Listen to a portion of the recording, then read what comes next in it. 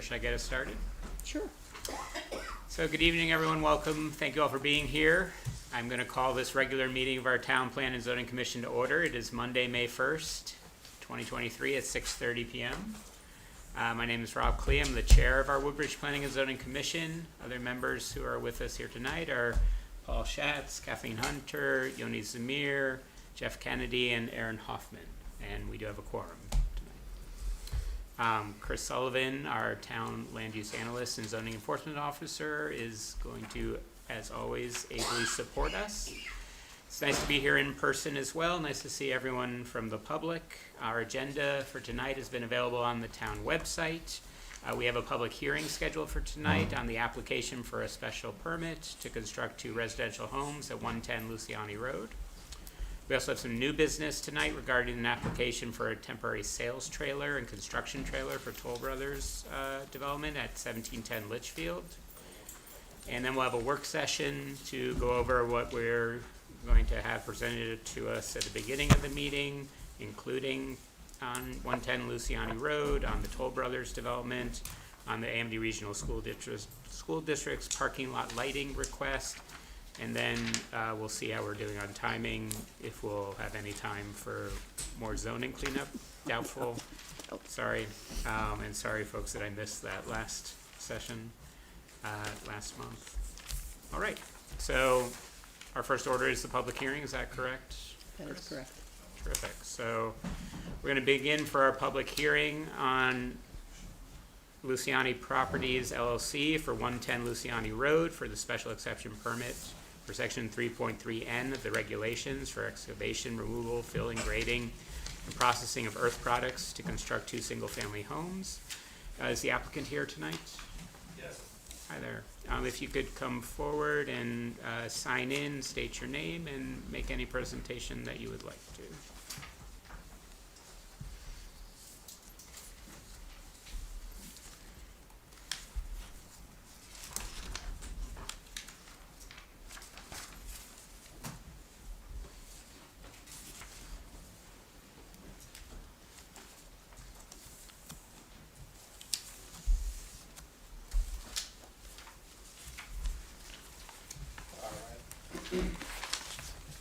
Just, the red light is on for the microphone.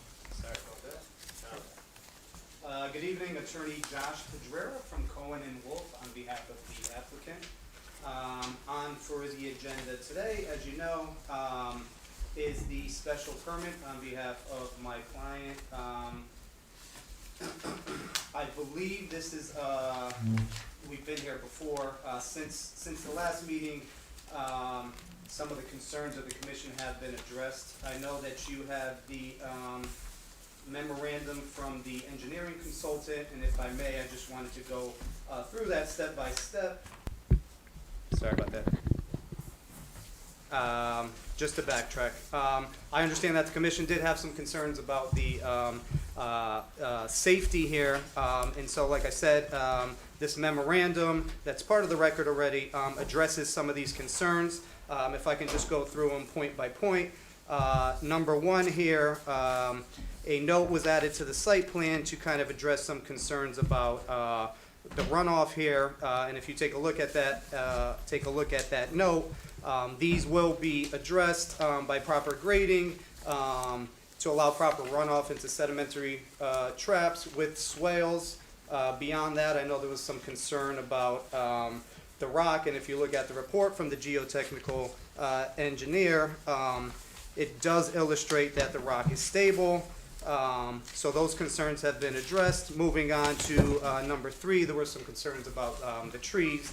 As part of this project, those trees are going to be removed. There was 3 trees specifically highlighted that were recommended for removal, which will be addressed, and they will be removed by my client. Beyond that, there seem to have been some endorsement concerns on the site plan, which were addressed. They're now stamped by a professional engineer.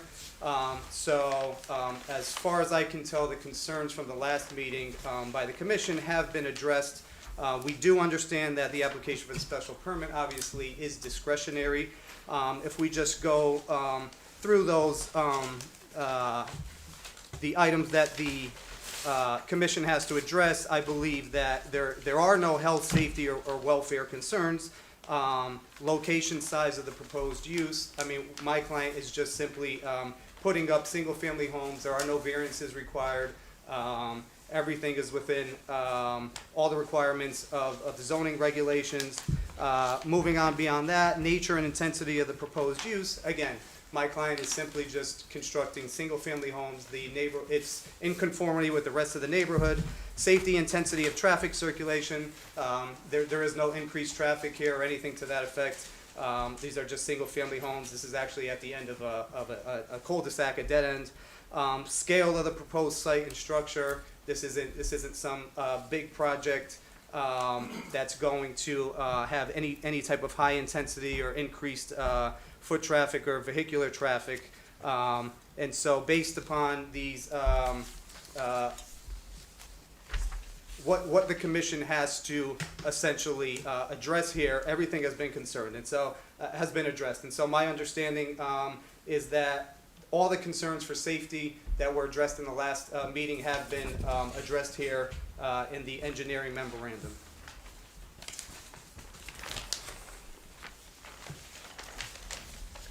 Thank you for that presentation. I'll open it up to members of the commission if they have questions of the applicant.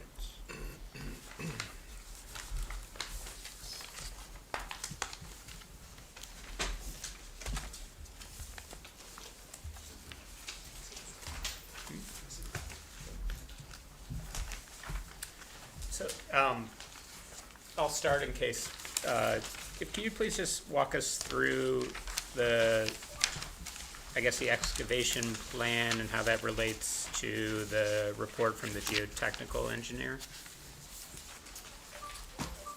Sure. So there were some concerns about runoff primarily. And I believe you have these printouts that were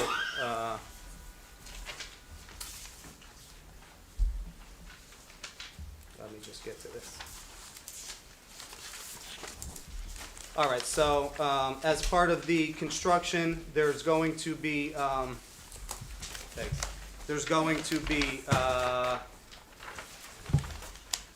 swales to address erosion.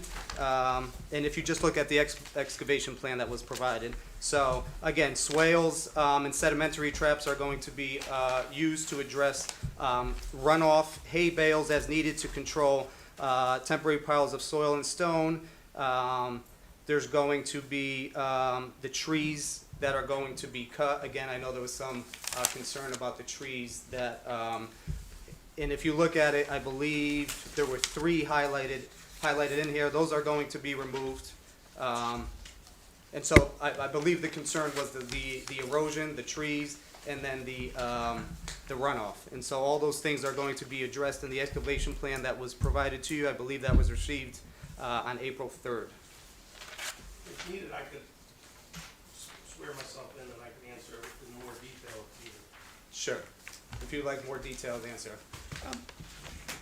Sure, happy to have more the merrier, so if you'd like to go into more detail. I also wanted just to make sure, again, we don't often get geotechnical reports, just to make sure that we're understanding. This is a thing from Atlantic Consulting. So I understand what you were just talking about was the excavation, controlling water, runoff, erosion, et cetera. But then the geotechnical was about the concerns about the stability of the rock slope. So I was wondering if you could also walk us through Right, and what so your geotechnical. Right, and so I believe something was provided that illustrates the stability of the rock. And so this nice quartzite and schists, which are the type of rock that exists here. And if you look at that handout, it reflects that it's very resistant to erosion. And so there's no real concern about, the runoff of this. And then I believe that was also addressed. Didn't we have another printout here? Yeah, do you want me, I could speak a little bit more clearly as your attorney. Sure, just, Put my name in the yeah, record. yeah. Yeah, go ahead. Yuri Sawaskowitz, LLC member, 15 Sunset Circle, Woodbridge, Connecticut, also a resident.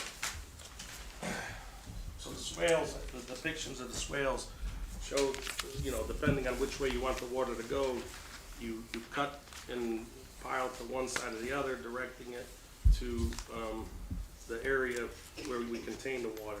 And as the project progresses, that's what we tried to say in the other meeting, is it'll continually move until we reach the elevation on the site plan. As to the rock, the certified engineer about rock, you know, he went, visited the site, and determined it is stable. He does recommend revisiting, as the town engineer said, is as the work progresses, you know, come out and check the rock, because as we expose more, it could get harder, or, you know, there might be pockets that it's not as stable as the rest. And the trees, you know, when we have the heavy equipment, the 3 trees that are there, they're in the construction area, they were gonna come down anyways. So again, no issue. And as we do construction, as we said before, if we do think any other tree may be a problem, we take them down as well. But the arborist only was worried about those 3 trees. So I have a question. Yes. So if you're on the road and you drive down to the road and you drive to the site, right? And then you look at the site and you look up, there's a cliff, right? Well, Hold on, how high is that? How high is that? Well, if you look here. I know, but I'm asking you because I haven't read it all and I don't remember. Well, if you So look if at you the just drawing- look up, like how high? If you look at the drawing, right, Okay, it has elevations here, okay. right? And so let's pick one, curve one. So you got 180 kind of at the top of the slope. It's not a cliff. A cliff is like this. Fair, straight up. fair, It's yeah. a slope. Okay. And then at the road, we got 20. So you got 60 feet, but that's slope. Okay, now as you look up the slope, it's covered in vegetation and trees and different living things and so forth. To my naked eye, I'm not. Yeah, just like any other building lot. Yes, but it's 60 feet high or 100 feet, but you look up, okay. So during this excavation, are you taking all of that off the rock? Because it's not, you don't just look at rock, it's not rock. So here's where I'm going with this. If you just listen, it'll help you out. So it rains a lot. If all that stuff comes down, it's gonna come on to that lot, right? Well, it already has been forever.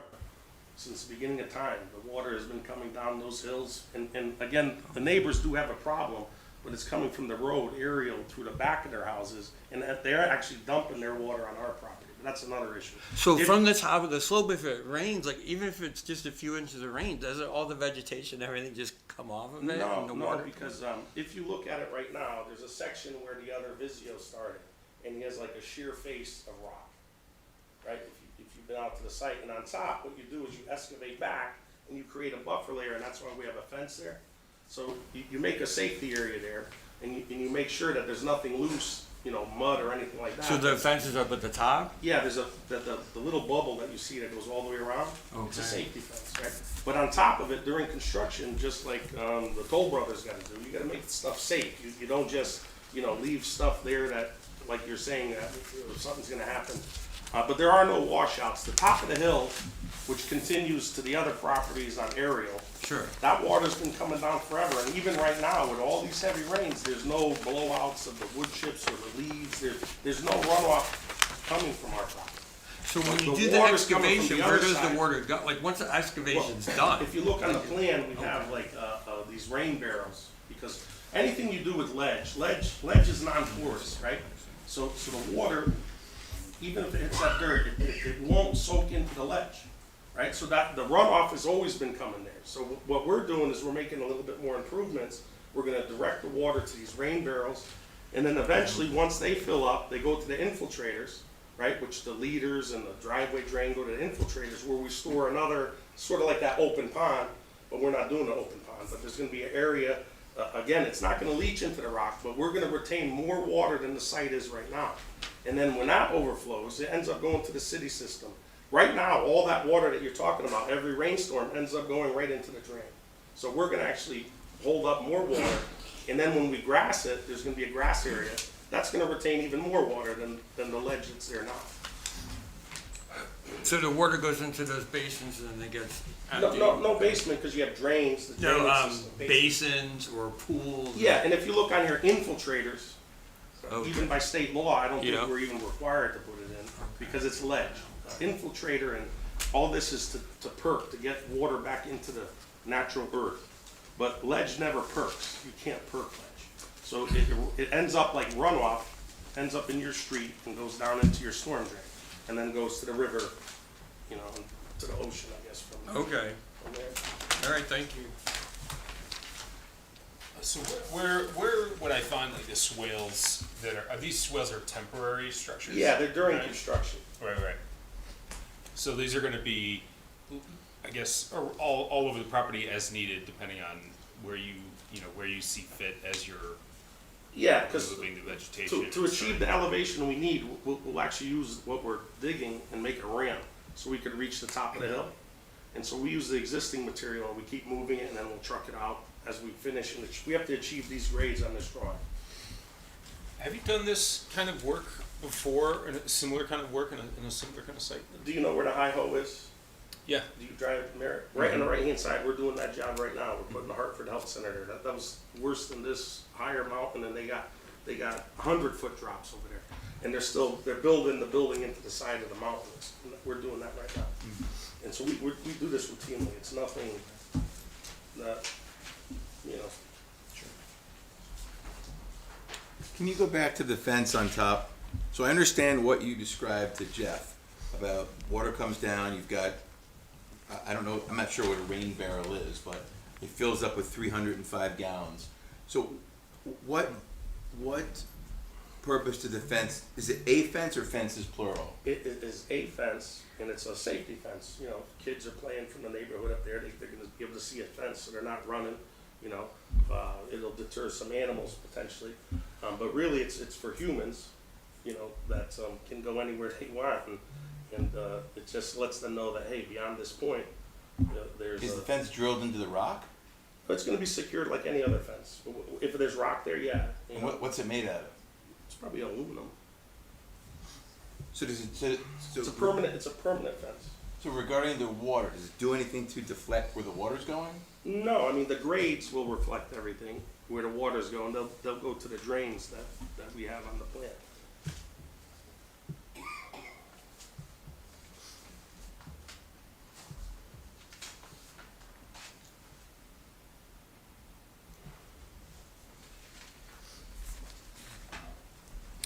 Other questions for our applicant?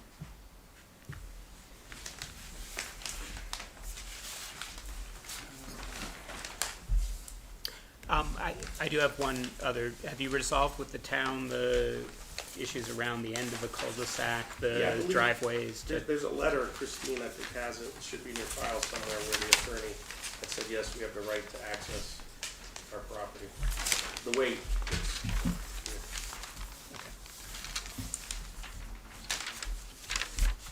Can you just explain again the process you're gonna be using for excavating the equipment you're gonna use and, so we have large equipment, we're gonna try to, we have, it's called like a tooth, right? So we'll try to scrape it, right? And if that doesn't work, we use a hammer, hydraulic hammer, and that should pound it away, and then we truck it out.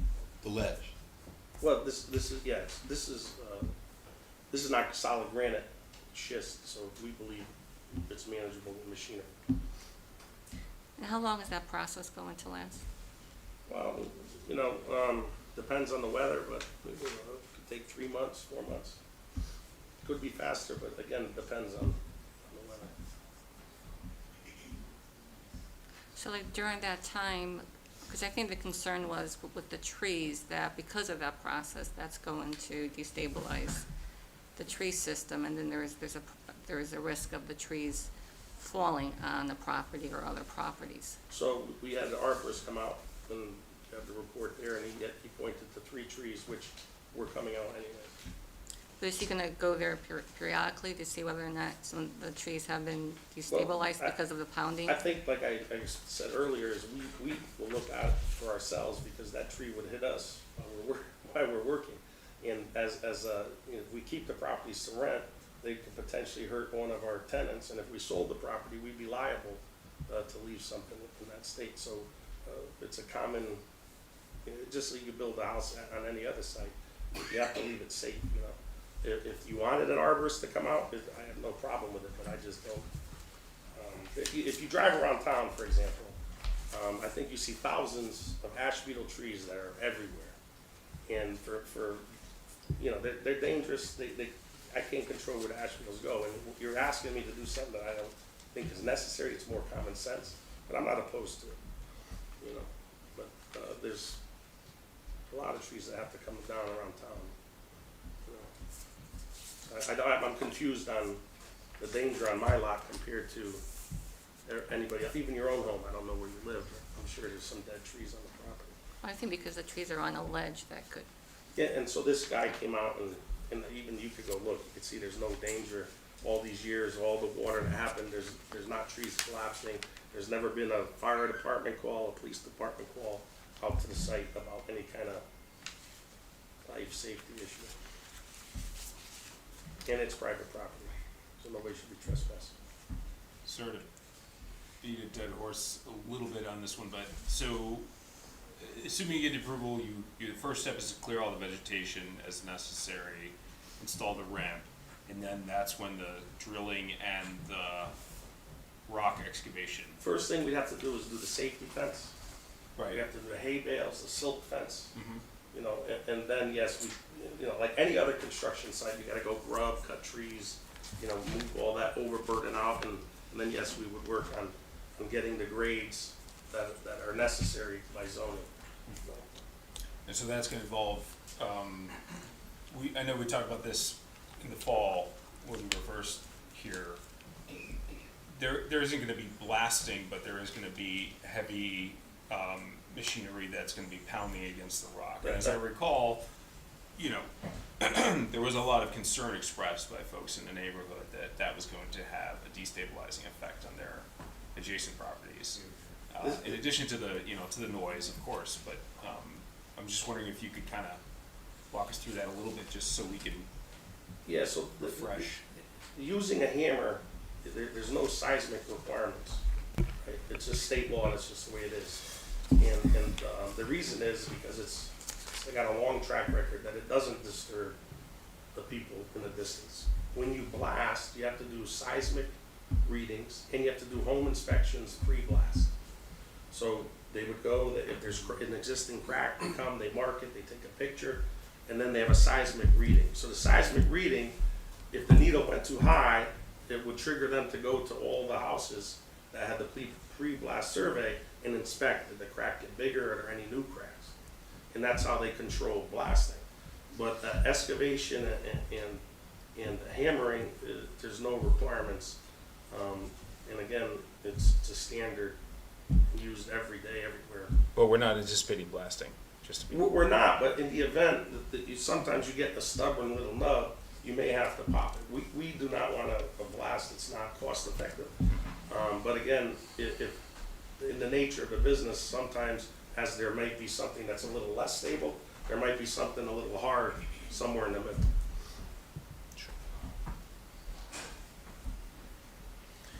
And then you hit an area that is more stubborn. And then, so do you notify the neighbors take us to the blasting You part, go if to the that's fire happening. department, you go to the fire department. So they're the ones you applied for the blasting permit for. To get the blasting permit, you gotta have the pre-blast surveys, and then you have to get, they give you the okay, and then you have to have the seismic reading of every episode, right? And that's how you go about it.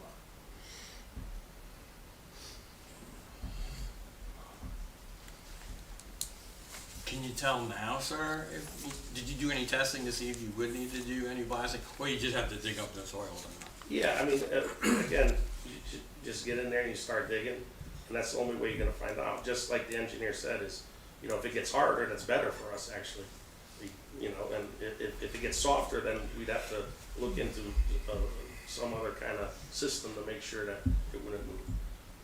So that's only, once you're done, you know, you don't know what you have until you get to that back cut. Thank you. Other questions from our commission members? Aaron, anything? Yoni or Kathy or? Any other, last items for the applicant that you'd like to share with us? I think, we addressed all the issues.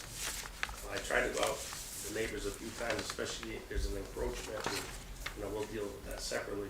But they do have a water issue, and it is coming from potentially the town road. I don't know what the commission can do about it. I can't do nothing about it. Could you tell us more about that? Yeah, so I think during one of the meetings, we talked about it, that aerial kind of runs on top and slopes the opposite way.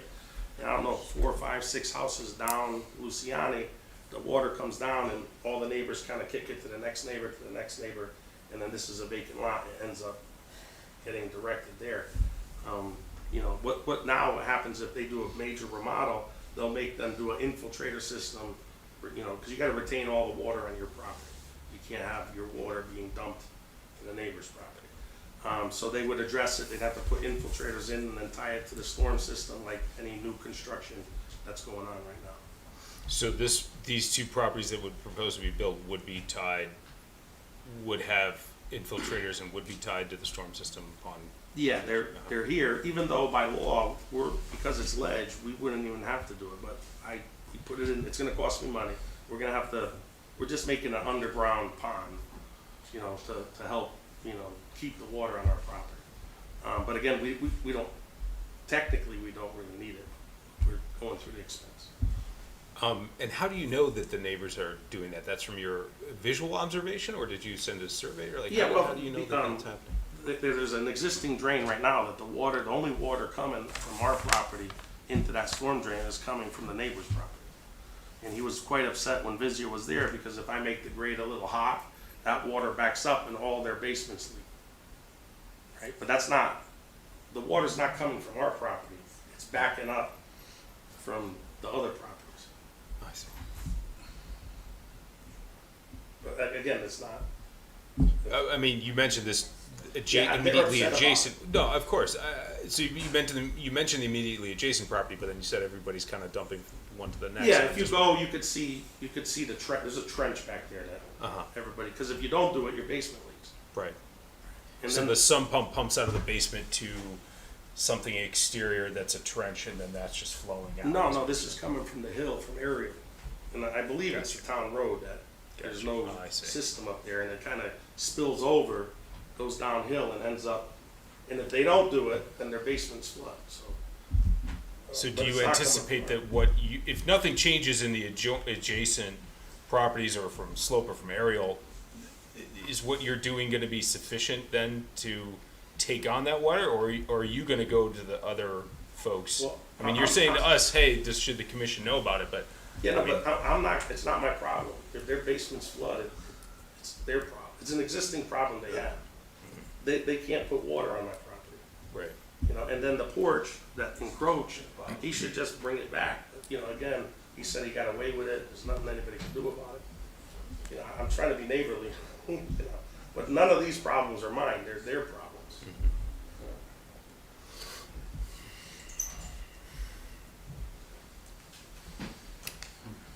Any additional questions for the applicant?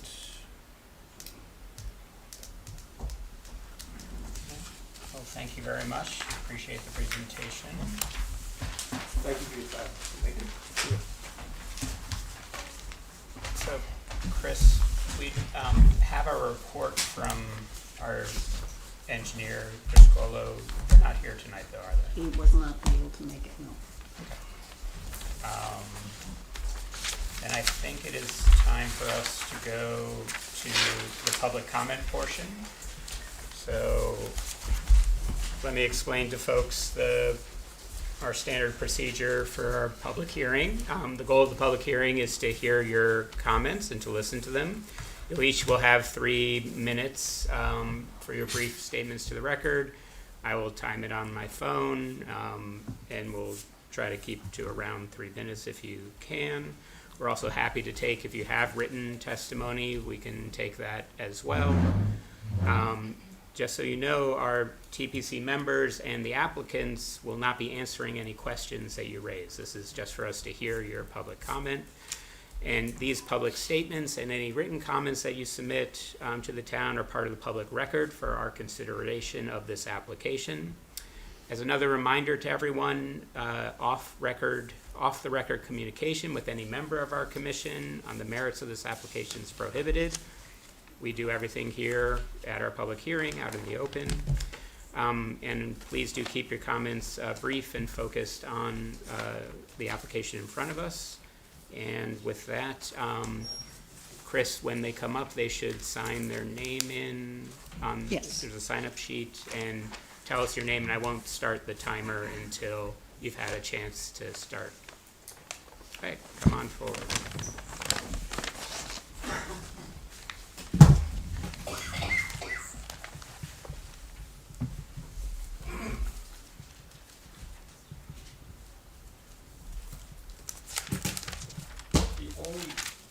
If you could just My name state, is Pete Cofrancesco from 108 Luciani. thank you. Are we gonna be hammering and blasting? Is this what it's all about tonight? All the houses adjoining to that property on the bottom of the hill never leaked any water. You're welcome to see the houses in and out. When Mr. Vizzo used his giant hammer, the little hammer, he cracked all of our foundations. You can come in the houses, you can look outside, you're welcome to take pictures and document it. I have nothing against Derek getting ahead for himself and his family, building a home. None whatsoever. That's my big concern. Is there gonna be some kind of guarantee what he's gonna do is not gonna make it worse? I don't know what to do here. How do we fix this? I thought he wasn't gonna blast or he was gonna hammer. Now we're back to square one like Mr. Vizzo. I don't know what to say. Thank you. Thank you for your comments.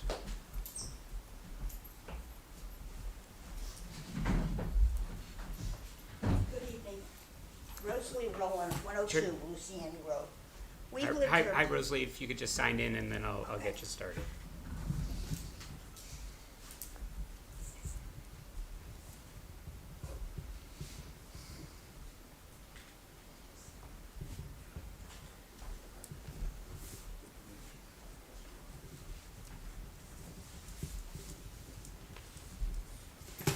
We've lived here.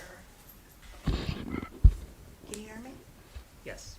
Rosalie Rowland, 102 Luciani Road. We've lived here 40-plus years. If I ever had water, even the first year or the second year, I would have been out of there. My husband would verify it. Ever since they started moving, Vizzo started with that land, we've had nothing but problems.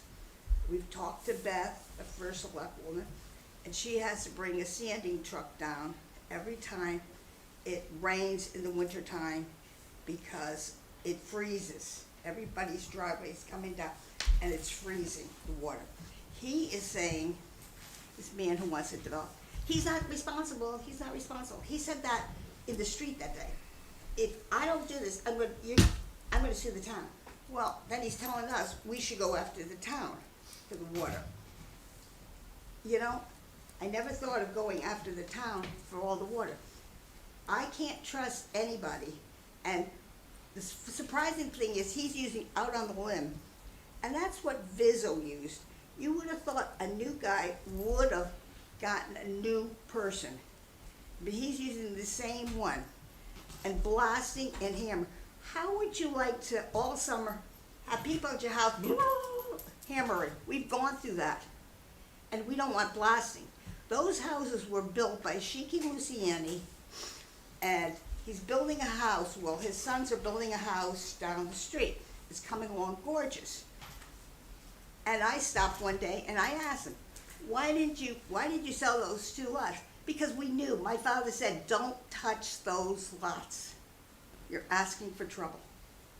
Now, isn't that strange that the Lucianis are building down the end of the street, beautiful home. Don't touch those lots, you're asking for trouble. And if he touches them, we will be watching constantly.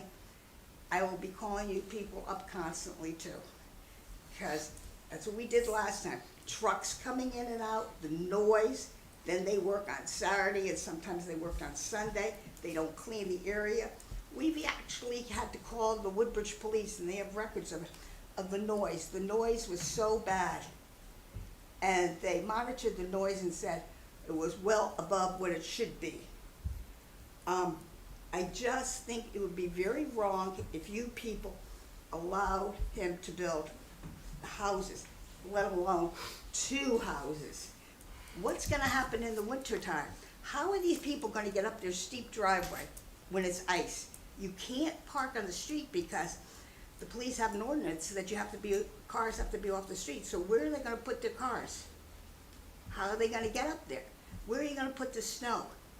I even went to see Warren Connors. You're gonna back up the snow and everything? It doesn't make sense, it's not a feasible thing, and I don't like the hammering or the blasting. And this is what the street looks like in the wintertime, and Beth So has said. you can, if you can give those to Chris, that would be great. She can, And this one is, Old Francesco's driveway, all the ice, and here's the street. And the Public Works is down there all the time because it's all ice. Nobody should have to live like that. It was a cul-de-sac, it was very nice, very quiet street, everybody got along. And I wanted to go back to a quiet street, not to have it like it is, and blasting. He said he had superb equipment that he wouldn't have to blast. If you go back and they tape it, he had better equipment than Bizzo, so he wouldn't have to blast, and he wouldn't have to be hammer drilling. How would you like to live next to hammer drilling? And you don't know what you're gonna find up there, because Luciani didn't record everything that he should have years and years ago. Thank you. thank you.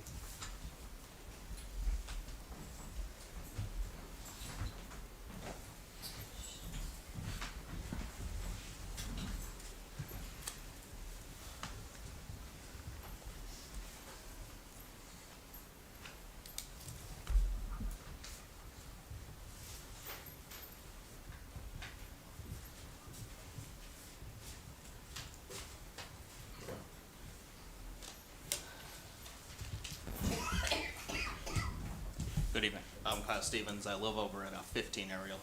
I am the infamous house on top of the ledge there. That was brought up a couple of times here. My biggest concern is the stability. Right off the bat, reading this, being on top of this the rock wall, for lack of a better term. The blasting and everything that's being done to it. Obviously, I worry about the foundation of my house and any sort of stability that may be on my property.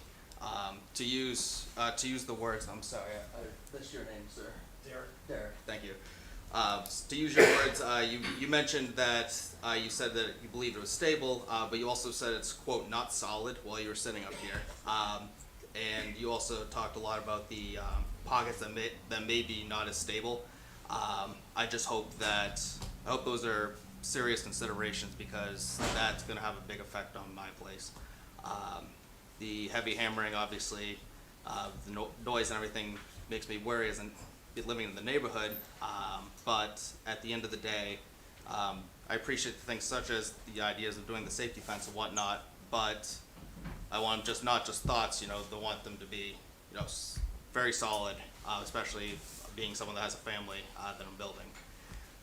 Another thing that I had of concern is that if this were to go through, or were to be moving forward, pre-built survey of the house and my property, I would very much appreciate, and also make sure you guys have a good copy of the insurance, which you guys, I assume, are going to do anyways, to make sure that myself and anyone else in the neighborhood are covered in the case of anything. There just seems to be a very delicate matter in doing all of this. So I have worries. I just want to make sure that we're all covered. I appreciate you guys, and you guys had good questions. It's been informative. For that, I yield my time. Thank you very much.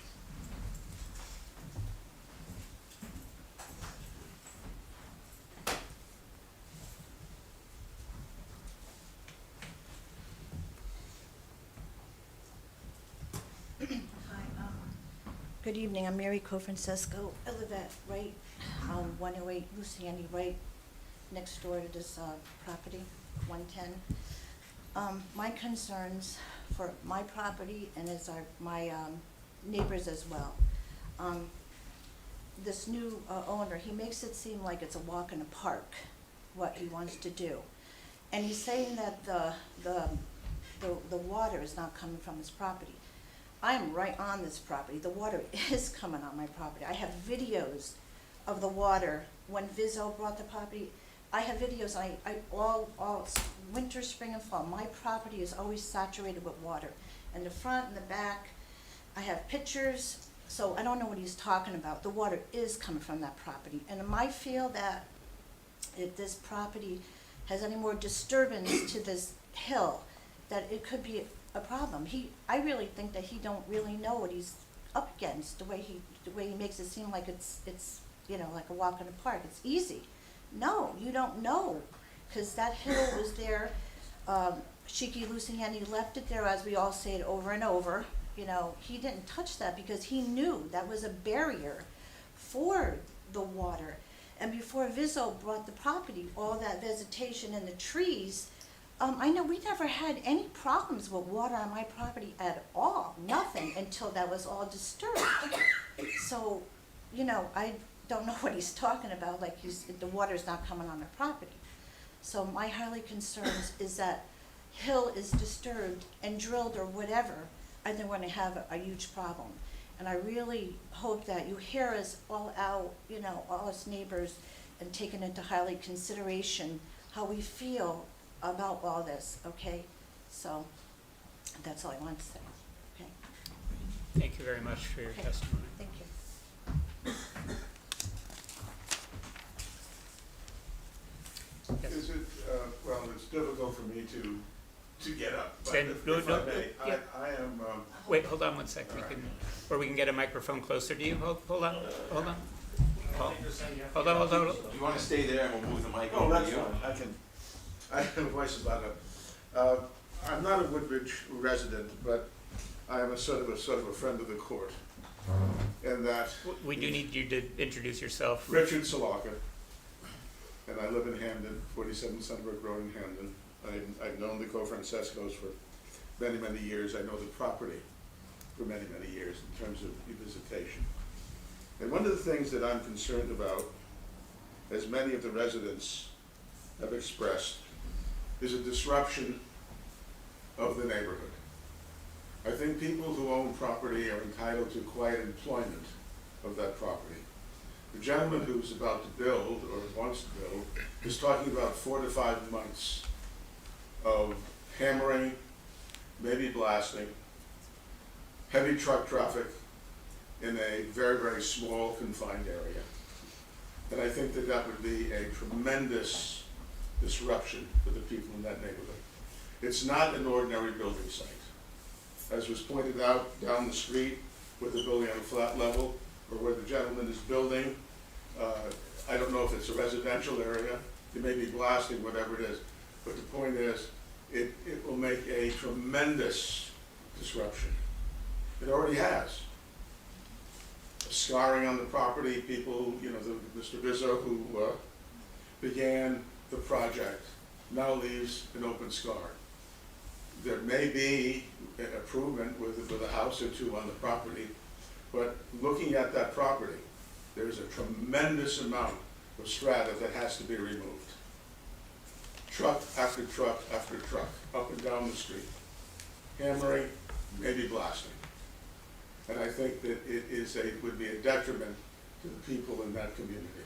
Thank you. Thank you. Chris, can we do a favor and sort of hand him the sign-up sheet so we can have him officially signed in? Oh, I'm sorry, Chris. Yeah. Have a seat. Take your time. Oh, you can sit. I'm sorry. No, No, don't you're worry. fine. We've got another sheet if anybody else wants to come up. And we welcome additional members of the public who want to give testimony.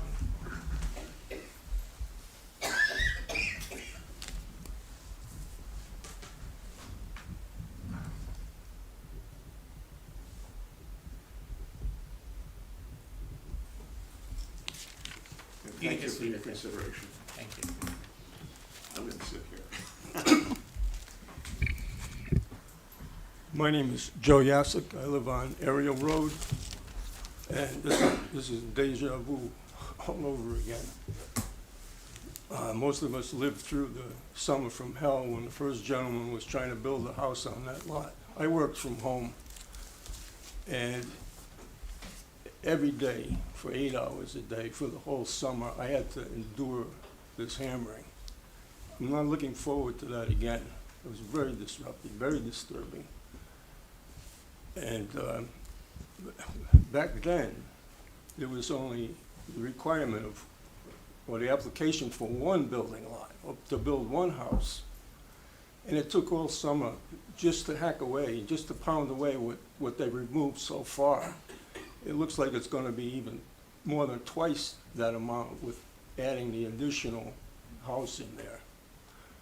The second thing is, I'm familiar with that lot. It looks stable the way it is, with the vegetation and moss and whatever's on there. I can't imagine what it's gonna look like after they're done hammering that away. I don't know how much farther back it has to go, but I know it has to go quite a bit to the right-hand side of the lot. So I can't see, I agree with this gentleman. It looks like there's probably gonna be 4 or 5 months of this, at least. And I can't imagine what a 60-foot vertical job is gonna look like there after it's done, with pure ledge sticking out at you. And water follows ledge. So I imagine any surface water that accumulates up there is gonna seep through those rocks and drip down to whoever buys those houses eventually, if they ever sell. So that would be just my second concern. Thank you for your testimony.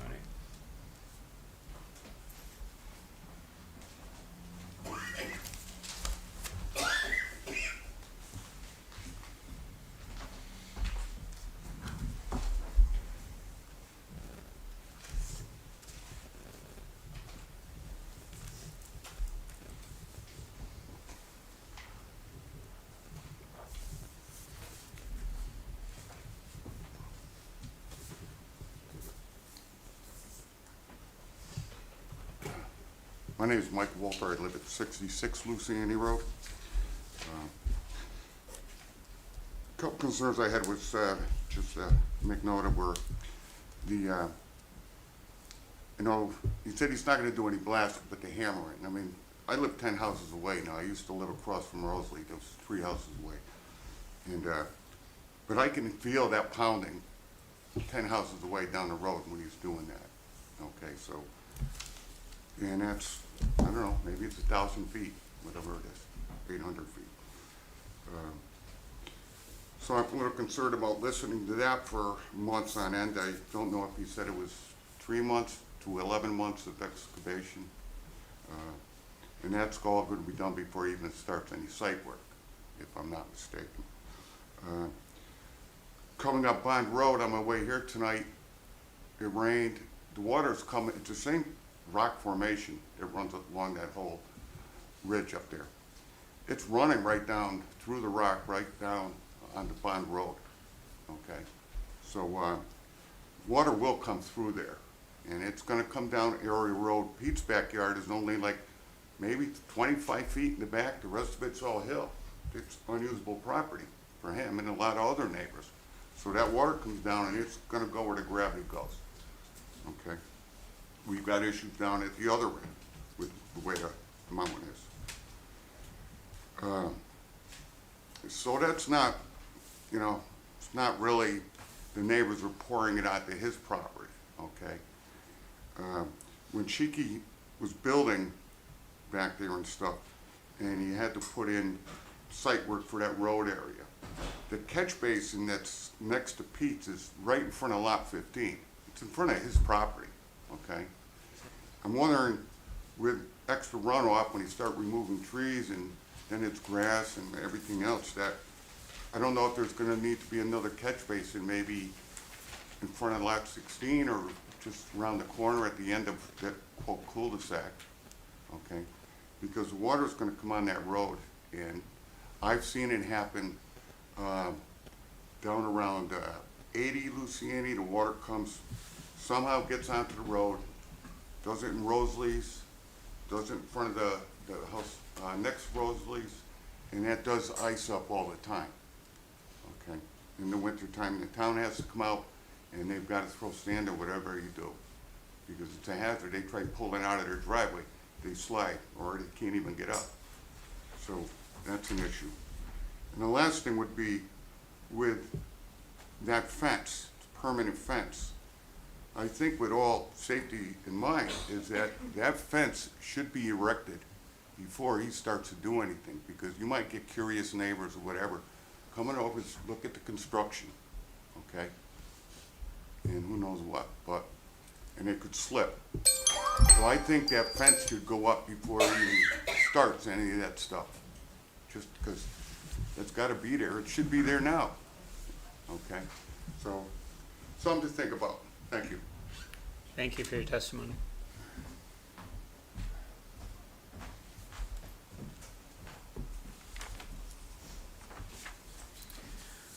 Would any other members of the public like to give public comment?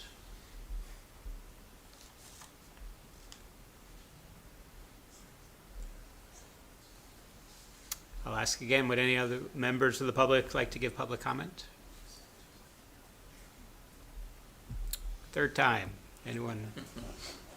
Thank you. So at this point in time, we've had our public comment on the 110 Luciani application.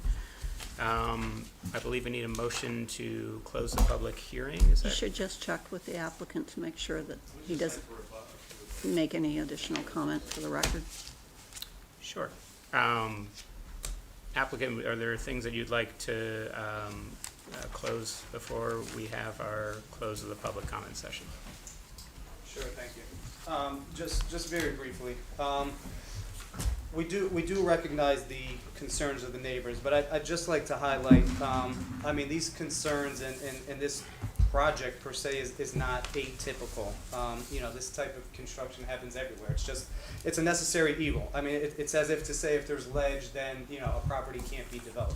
My client has illustrated that he's going to, you know, do everything theoretically possible to appease the neighbors and to ensure that, you know, the safety is addressed. He's gone above and beyond to do, you know, everything he has to do to ensure that he complies with every requirement and every regulation.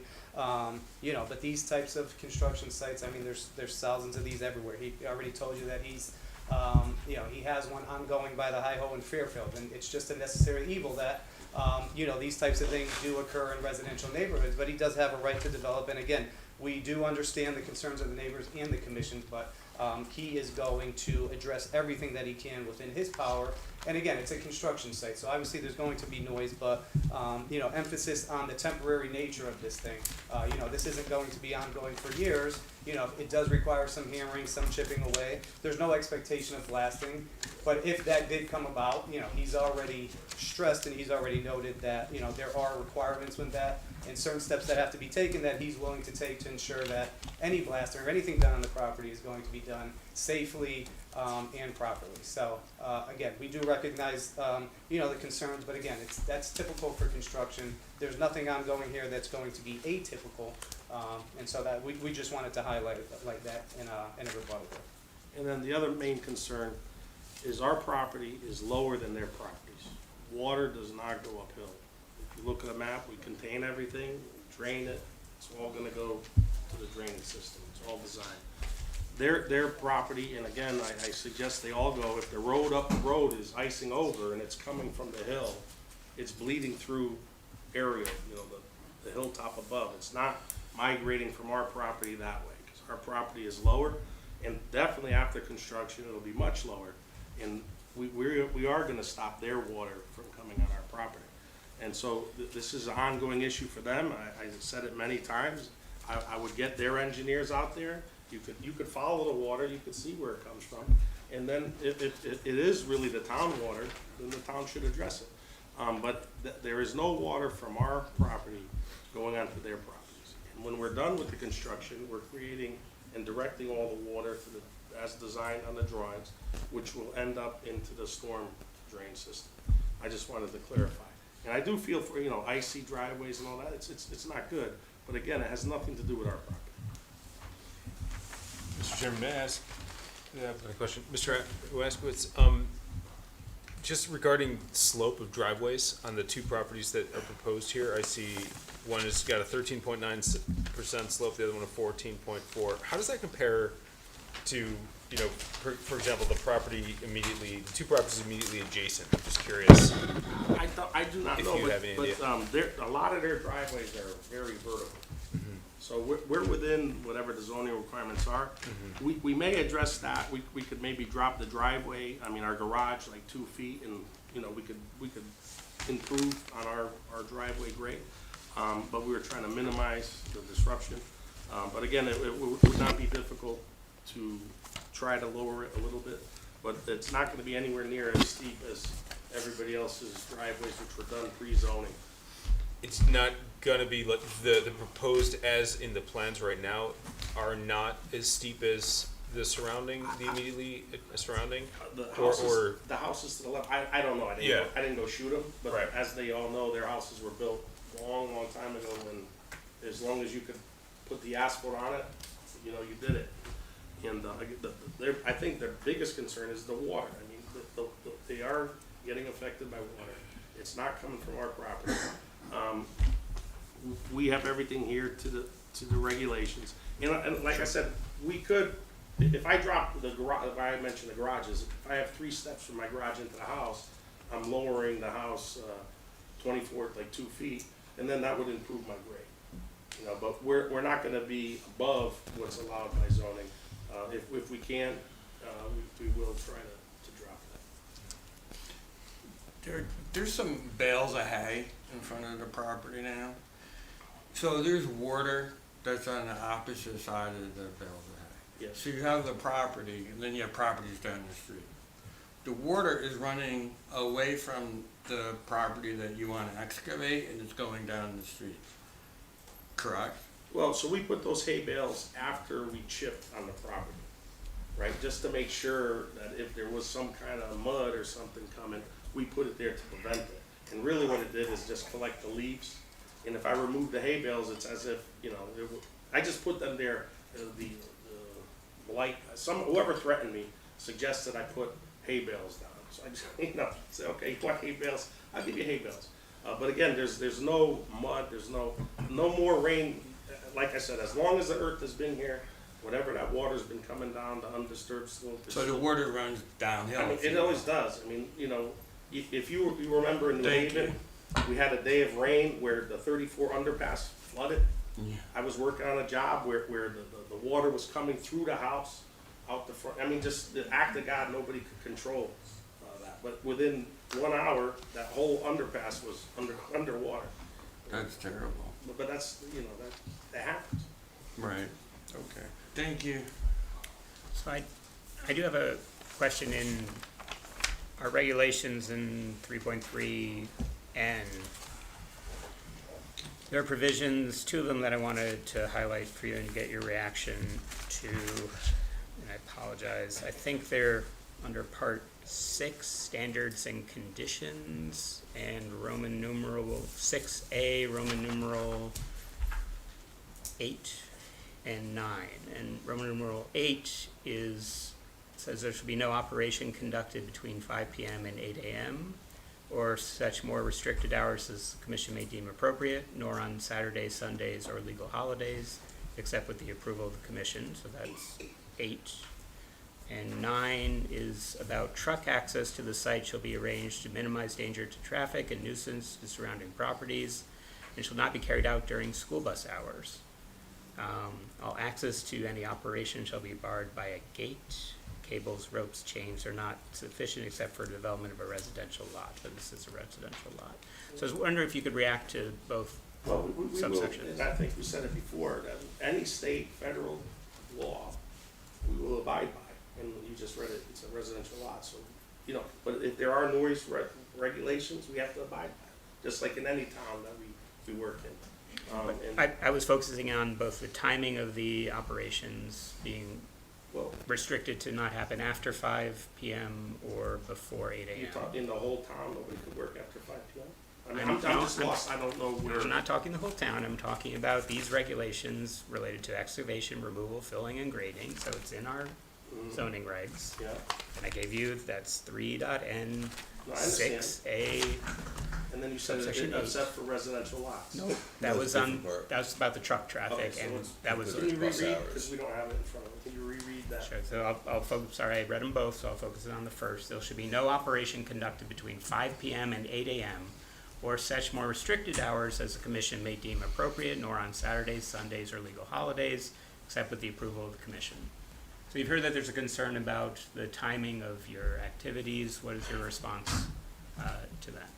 Typically, we stop trucking around 3:30, just because that's their schedule. They may start at 7:30, but they would park and wait till, did you say 8 AM?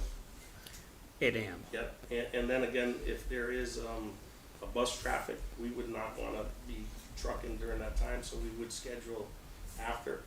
We have no problem with that, again, we have concerns like anybody else, we don't wanna run anybody's kid over. Right there's short access right out, if you're familiar with the road, take a left, and within 800 feet, you're on the main drag there. So that, again, it's part of the regulation, we have no problem abiding by it. As long as that's the case. And then, so that was 8, which was on the general operations being time restriction. Subsection 9 was about truck access to the site arranged to minimize danger to traffic and nuisance to surrounding properties and not being carried out during school bus hours. So that was that other. No problem. Okay. Other questions from the commission?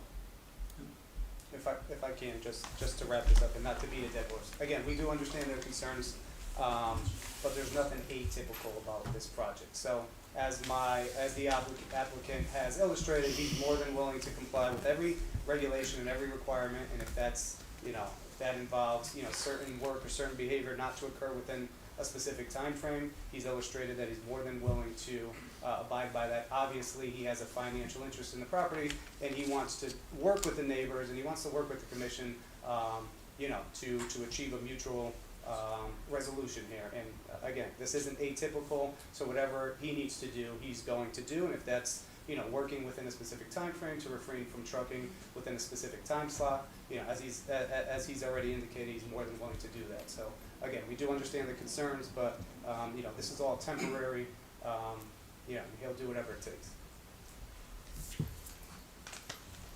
Thank you again. Okay, thank you. Thank you. So, Chris, I think we're now at this stage.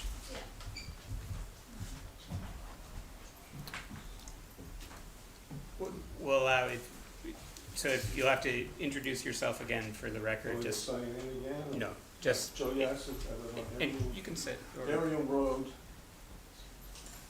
And you say this is not atypical.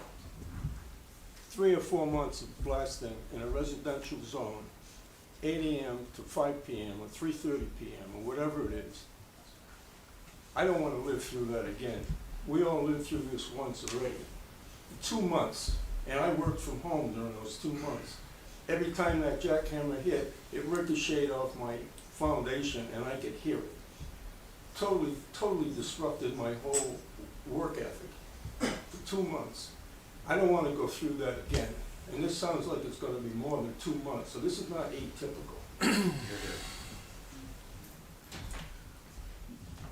One more, final one.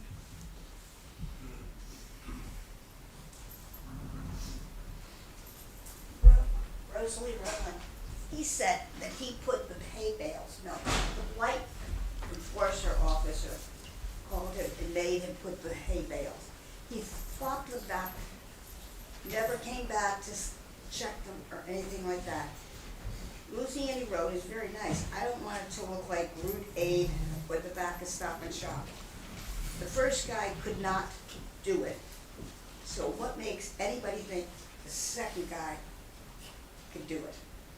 Because Judy Cooper said last time at the hearing, our properties have depreciated 20%, and we didn't even ask her to come. She came on her own. Our properties depreciated 20%.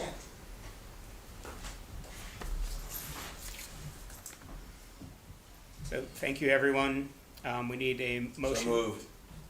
A motion to close the public hearing portion of the Luciani property application for the excavation, removal, filling, and grading to construct 2 single-family homes at 110 Luciana Street. Moved by Paul Schatz. Do we have a second? Seconded by Jeff Kennedy. All in favor of closing the public any discussion first on closing the public hearing? No. Hearing none. All in favor of closing the public hearing, say aye. Aye. Any opposed? Any abstentions? Thank you all. Thank you for the commission for being good listeners and for your questions. I look forward to our deliberations. Applicants, thank you for your presentation, but most importantly, I want to thank the public for your participation in this process, both at this hearing and in prior hearings, through your testimony and comments. It is sincerely appreciated. I just wanted to comment to thank you for allowing me to make a slight presentation, even though I'm not a non-resident. Thank you very much. Thank you all. Okay.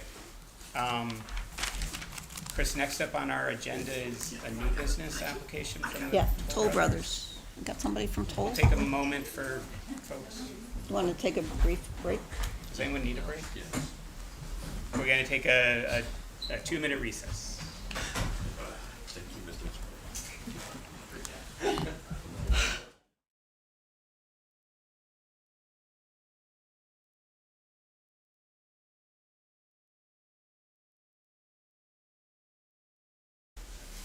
Great, I'll call us back to order. Our next item of business is new business, an application for a temporary sales trailer and temporary construction trailer for 1710 Litchfield Turnpike.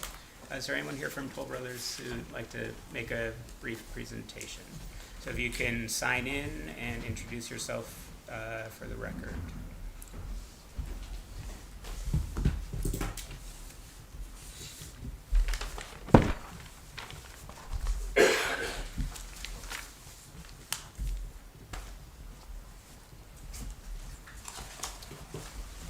Good evening, Jason Gottlieb with Toll Brothers. Nice to see some of you again. So submitted an application for 2 temporary trailers for our project Regency at Woodbridge, which is now under construction. One of them is a construction trailer, which will house our on-site construction manager and his staff for day-to-day activities on the site. And then our sales trailer, which is also a temporary structure, which will house our sales staff, which will be across the street from our model home on Lot 1, and also adjacent to the clubhouse. So as prospective buyers visit the site, they'll have be greeted by on-site sales staff with some digital mapping inside to display future lots that are available for sale. I submitted 2 kind of site plans showing approximate locations of both trailers. Don't really have much else, otherwise I can field questions or. So just the 4 questions, Chris, I want to just understand what our role, I'm just curious why this is even in front of us for approval. Historically, the commission has it's always come before the commission. I've not presented to a TPZ before for these trailers. Doing this Historically, it's throughout always been the done. state. Toll did it the last time they did a subdivision, so, there isn't anything that says I can allow it, so, Seriously? yeah. You may want to amend your We may regs wanna, to like, do that. Yeah. Let's add that to the list. Yeah, we can add that. Questions for the applicants on this request to add what seemed like quite reasonable trailers? Is the construction trailer, there's a trailer there currently, the construction trailer, is this an additional trailer to that, or that? The trailer that's on site is gonna be completely gutted, and it's actually gonna be repurposed as the sales trailer. So it'll be re-sided, reclad. It's just kinda sitting there on the axle, so it's not hooked up to anything at this point. And then the construction trailer, generally we engage William Scotsman, and they deliver and install the construction trailers for us. How long do you estimate that the sales trailer will be on site? complete very quickly, but it's a contingent on the duration of sales. So it's market driven. Once typically we sold out, it's taken off site and pulled off, and the construction trailer's on site for the duration of construction activities. How are things going? Good, we're looking to break ground on our first unit probably next week. Sales will be starting up once the sales trailer's kind of fitted out and in ground landscaped and presentable. But we try to get out front with our construction activities, so we have some homes that are under construction, including the model. They've been asking us all sorts of questions, and we keep shunting them to them. So there's been a lot of activity coming through our Yeah, the office. website's up, we're getting a lot of activity on that, and we're eager to open. Oh, I have a quick question for you, if I may. The detention basins on site, they're not hooked into anything yet, right? They're just hollowed out? Be a mic question, but I don't believe so. I'm not- don't I'll hold me to email that. you tomorrow. Okay. I didn't think they were. Any other questions for the applicants? Chris, do we have to save this for the work session, or can we just deal with it now? I threw it under the work session. I mean, if you want to act on it now, go for it. Do I have a motion to approve the request for these two trailers? So moved. Moved and seconded. Any further discussion? Just for full disclosure, I'm on their sales list. I don't know if I should Yes, we accuse could- myself. Yeah. Okay. Sales is gonna move in? Over 55. I don't know if I have to disclose that right there. Why? Over 55. He's old enough. No, I don't hear any real discussion. Paul's age I mean, right will now. there be cookies in the sales trailer? You want to ask that question? Any further discussion? Hearing none, all in favor say aye. Aye. Any opposed? Any abstentions? One abstention. Who abstained? Paul? Me. Yes. Oh. Thank you for your time, appreciate it. Great, Sure. thank Thank you. you. Good luck. Yeah. Thanks. Thanks, Chris. Okay, take good care. Okay, so for next up is our work session. And I know we have Luciani Road on it, but do we want to skip Agreed. first to our Amity Yeah, folks who've agreed. been? Okay, so if we could have our Amity folks join us, and if you want to join the other microphones, whatever is easiest, but sign in and introduce yourselves, and we're looking forward to talking about your parking lighting letter.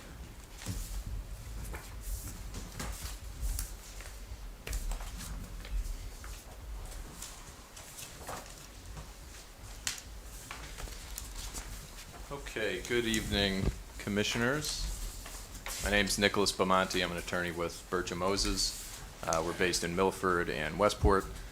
We represent a number of municipalities around the state and a number of school districts as well, including the Amity Regional School District, which is obviously why we're here tonight.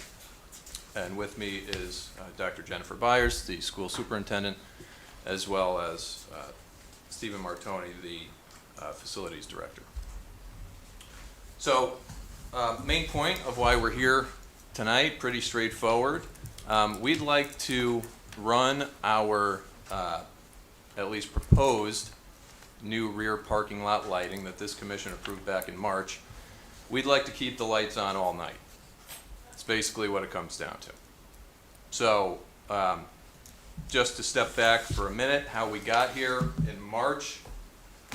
This commission considered and acted upon two requests from the school district related to lighting. The first dealt with the frequency of games at the stadium. Some public turnout for that. That is not what we're talking about tonight. The second request that this commission approved in March was to add 8 additional UI-owned poles with lights on them. Modern design lights, blue sky compliant, the whole nine. But one of the conditions that the commission placed on that approval was to operate those lights on timers so that they're not running all night. So we thought about that. We took it to UI, first of all, and they told us that based on this design and the framework for how this infrastructure would go in and be operated. They don't do timers. But that's almost besides the point here, because as we thought about it a little bit more, we said, look, the whole point of this is public safety, student safety, visitor safety, deterrence. So we want the lights on all night, quite frankly. And that would be consistent with the existing lighting that's already all over the rest of the parking lot. So really, this is an area, the rear of the lot, I'm sure everyone's familiar with it, at the North Pease Road entrance. It's a bit removed back there. It's a bit dark, but people do congregate there, particularly during the nighttime games. So it is not an unused space. So first and foremost, for our students, for our visitors who park there, we want it lit. But again, more to the public safety, school ground safety component, we want these lights on all night. Like I said, it's modern lighting. UI confirmed that it does fully comply with all of your zoning regulations, specifically the fixture standards that are specifically put in place to reduce off-site glare. Your regs also do have an express exemption for timing of these types of parking lot lights for public safety or building safety lighting. So, with all that in mind, like I said, our main request here is to keep the lights on all night. Hopefully this commission would agree, but if not, we just may not pursue putting the lighting in, because that's really the bottom line. We'd like these lights to be on all night. Like I said, we're all here, happy to entertain questions, but at the very least, we want an opportunity to discuss this a little bit more with you all, so appreciate the opportunity. So, thank you, and I'll start, but commission members, feel free to jump in as well. It would have been nice to have you at our hearing back in March to have this conversation then, because at that point, we've only heard from the neighbors, particularly the immediate neighbors who are up in that farther part of the Amity property.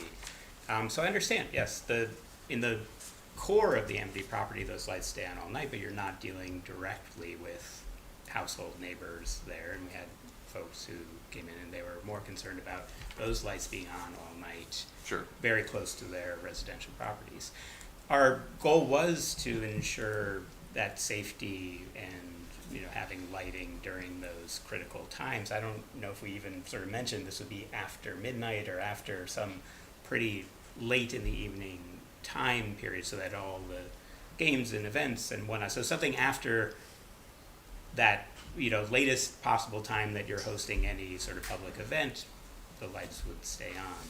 I know you're making a different argument that there is value in having lights on 24/7 to deter people coming at 3 in the morning and doing things that they shouldn't be doing in those parking areas. So I appreciate that that's different, but just so you understood what we were hearing from that immediate neighbor concerned about lights staying on in her backyard all night, and our goal was to find a balance, ensuring that lights are on for when the students are there. We did not know that these lights are designed to be photocentric or photosensitive, so they come on and off when the sun comes up and down. Correct.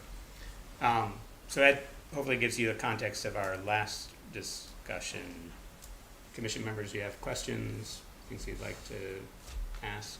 Are the lights in the lights in the rest of the Amity property, if I'm not mistaken, if my memory is serving, are pretty much on all night as well, right? They're sunlight. That's my understanding. And then, just if I could follow up on that, in this email, Stephen Martoni from Michael Miranda that's attached to your April 28th letter, Attorney Martoni, it says something about the UI's response that under the section 4, or number 4 complies with the Town of Woodbridge zoning regulations. It says the fixtures can be shielded. Could you just tell me what that means? And is that something that y'all are gonna do?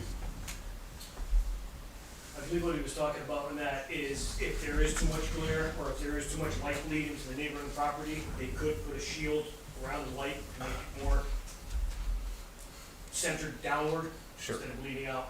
Sure. I believe that was a conversation that we had about that. Okay, thank you. I have a question. So there's no timer, according to Mr. Miranda's email, but would there be a light switch where you could shut them off? It would just be on a photo cell. That's the way the UI lights work. You know, they're owned by UI, the poles are owned by UI.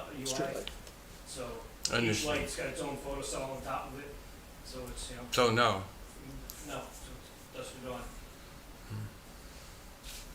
So these, the new lights are modern technology, and I'm not a lighting guy. I don't less to be dangerous.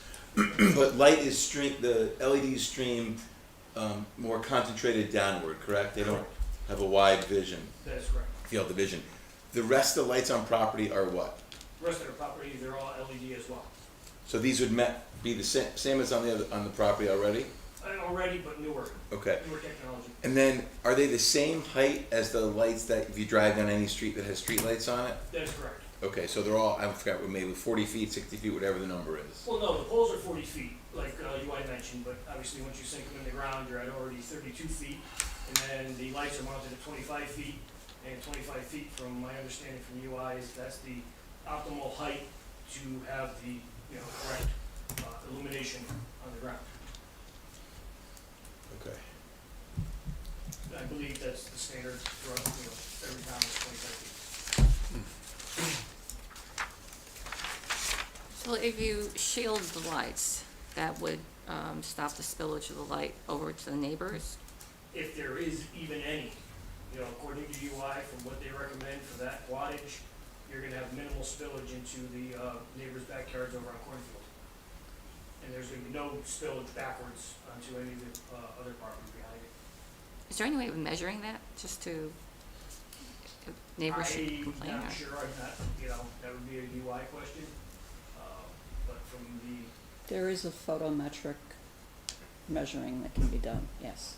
But not by UI.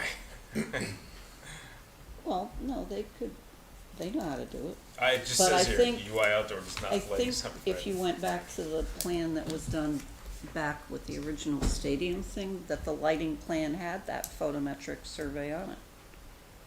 Yeah, that was, It did, but what it's gonna show is what the light is right now without lights. Right, cause Yeah. it shows that it's dark. So the plan from the stadium isn't gonna actually show what light would look like once we install the lights. You could presumably do that after the fact, but you need the lights there to do a photometric study. Gotcha. So what's the process No, if? that's not true. Photometric studies are done in advance of lights being put up because we approve them before they come in. They don't require the lights to be there. What's the process if the lights go up and then one of the neighbors has an issue? How do we resolve it? The concern is that obviously the neighbor's not here. right. And so if the lights go up and we've got a neighbor that says the light's bleeding into my backyard and it's not when there's foliage on the trees, how does it get resolved? What does the neighbor do so there's not a he said, she said with the shielding? I would assume it would just be them reaching out to us at the school, and then myself reaching out to UI and trying to get UI to resolve it with extra shielding. And who bears the cost? UI owns the poles, UI owns the lights, so they would be bearing the cost of it. I mean, I know I did speak to a neighbor actually today on Cornfield, and he welcomes the lights. You know, he said there's been more than enough times during the summer, he hears things going on back, you know, out in the road. You know, the cleanup that he's gotta do some days in his yard where it borders the parking lot between, you know, beer bottles and everything else back there, he said he welcomes it. And realistically, I mean, if someone's not too keen on seeing any light in what has always been an otherwise completely dark area, then yeah, I mean, that might raise a complaint from that person. But we're talking about cast light that we're specifically directing on the parking lot. And these LEDs are fixtures that, to the extent we technologically can, eliminates outward glare from those LED fixtures. So I know that you have temporary lights there now. Have you received complaints about the use of those during the winter time? Typically not, but no, we haven't. We only use those, when we do have a large event like a football game, so they're not on constantly, but when we run them, and again, they're the the portable Yeah. generator lights, nobody has registered them. We certainly understand the commission's position where you're trying to come up with a compromise that works both for the safety and for the neighbors. I think our concern is that we would like to provide that safety sort of 24/7. I know people run through there at 4 a.m. in the morning. We do know people make poor choices out there at night.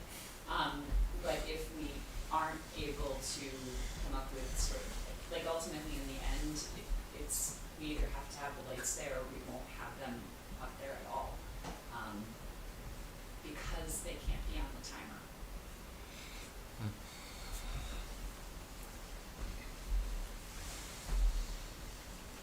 Any additional questions?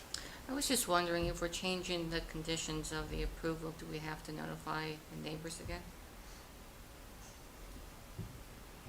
The way your permit was written, if I remember correctly, and I don't have it in front of me, perhaps you have it. The 1988 permit? No. It was asking that this be considered. It wasn't an absolute. It's not a public hearing. I mean, what you had was not a public hearing, so the public is not entitled to speak. No. It wasn't a public hearing in March either. No. And so the public is not entitled to speak if it is not a public hearing. And as you heard at the session last week, in all senses, you're not supposed to have the public speak if it's not a public hearing unless it's the applicant. So, in short answer, no. We did hear the public, and that's why we responded to them. I understand that. I'm just going back to what we heard last week under FOI. Any additional questions for our applicant? No. No. Seeing none, so I will make a motion to amend our approval of the parking lot lighting plan to recognize that these lights from UI can not be on a timer, but that UI will use all measures it can to shield the light from adjacent neighbors.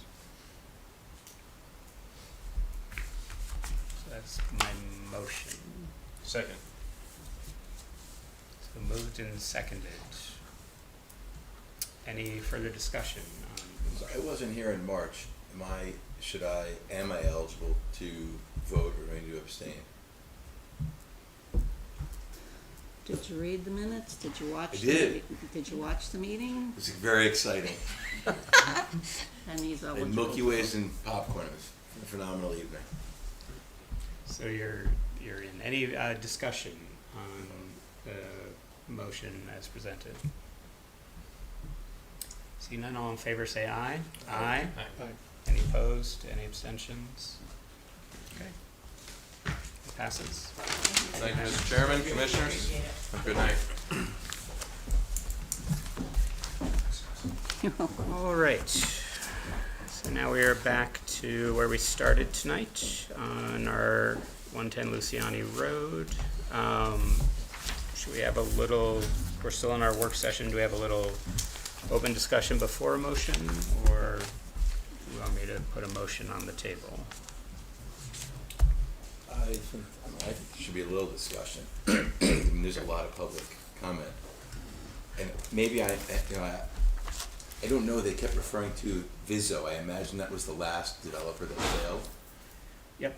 And my only comment was, just because one developer failed doesn't mean it. I mean, no one's speaking to the quality of the first developer. I think that, but that part I didn't find relevant. Certainly limiting the hammering and any blasting to reasonable hours is, I think, appropriate. But I don't see why they can't, that you can't permit this to continue. I'm surprised they couldn't do any work to find out if blasting would be needed, like before. So part of the challenge here is that, and I've seen the properties, they're facing this kind of mess that's in front of them, and until they get in there, and they have a geologist who's evaluated that it is a certain type of rock that theoretically can be managed through an excavator bucket, or when needed, a pneumatic sort of pounding. And the question is, will there be a part of it that is different and unknown in that, and you have my Yes. plans, so in that movement back along the face of the rock to the part that they can't see from either the top or the side, there could be something there that doesn't move, and that would be the time where they'd have to figure out, okay, we've now done everything we can with the tools that we have, and do we now need to go through the fire department's process of requesting a I permit for understand blast? that part. I just think of it as like an X-ray, like a land X-ray, you know? No, you can't. No, you're not Even doing it. It's so- it's Only not if you're that- Superman. No, I'm serious. I No, think you can- There are geotechnical borings that you can do, but it doesn't, you can only do so many, from my experience, and you're always gonna miss something. I've done, projects on ledge, and 50% of the time the borings go right around this, you think you just have soil and there's a rock right in the middle and you think you're distributing it, and sometimes it's rock and it falls apart more easily. If I were a neighbor, I would want them to blast personally, because it You is. would? It would. It's quicker. It is quick. And you have to get someone in your basement to measure all the cracks and come back, I don't, but I understand, it is incredibly expensive. So it's, in terms of productive use of land, I completely understand why the applicant, wants to use a machine. And, hopefully it's a big machine, because the bigger the machine, the quicker it goes. Having him with a mini excavator, not making a lot of progress and just making an annoying noise would be worse, in my opinion. And, But and I think that was part of the sort of challenge Yeah. of the first guy trying this didn't have that was my guess. what he Right would, equipment. the Right. equipment, and just That- ended up banging on this thing for months. with I no see, avail. but he was blasting as well, or No, just? he was No, not. no. So not blasting. No one that's has, what- no one has ever Blasting, proposed blasting here. This Yeah. came up in the discussion Mhm. Yeah. as the, what if you come across the Yeah. rock you can't see? I mean, blasting takes some time, but it is, it's a couple shots, and it's a lot less loud than you would imagine, in my experience. I've only done it on one project, but with an excavator, I understand their concerns, and it's annoying. It's a loud process, and it will shake things, and I don't know I imagine that the neighbors should document the present condition of their windows and foundations, and if there is damage that they think is attributable, then they should submit a claim through their insurance. That as a property owner, I don't know exactly what recourse you would have if there is. If there is a lot, people hammer all the time, so I don't imagine it's a common occurrence, but if the public were here, that's what I guess I would recommend, is to make sure you document everything. And I was a tiny bit concerned about the water Yeah.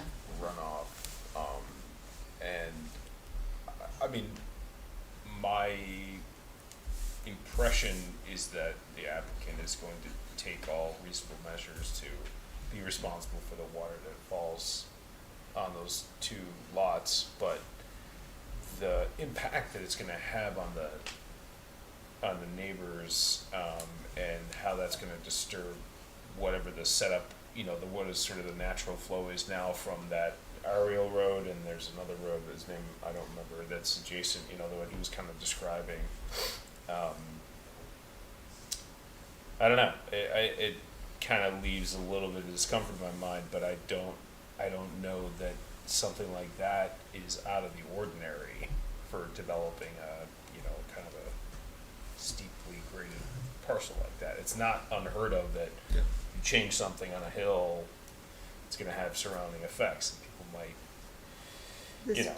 This particular piece is lower, except for where, you know, the high part is, than the surrounding parcels that go to the south. And so, because I've been out there for years when there have been complaints with icing in the road. Sure.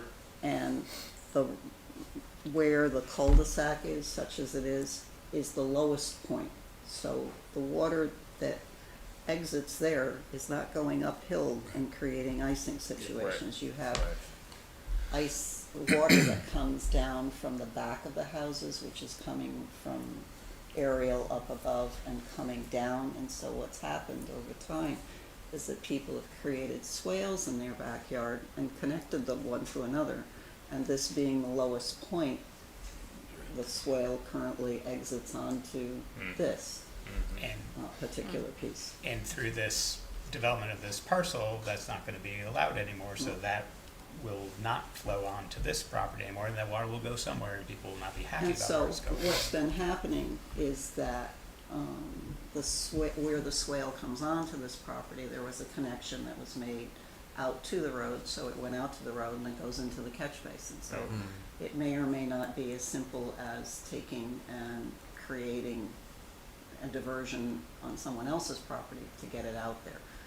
The problem on the abutting property is, if you look at the site map, there's a deck that goes all the way over to the applicant's property, but, you know, they're in control of their property. Chris, have the folks on that road been advised to contact the town regarding the water coming from above? I don't mean God's water, I mean like the water from the road above.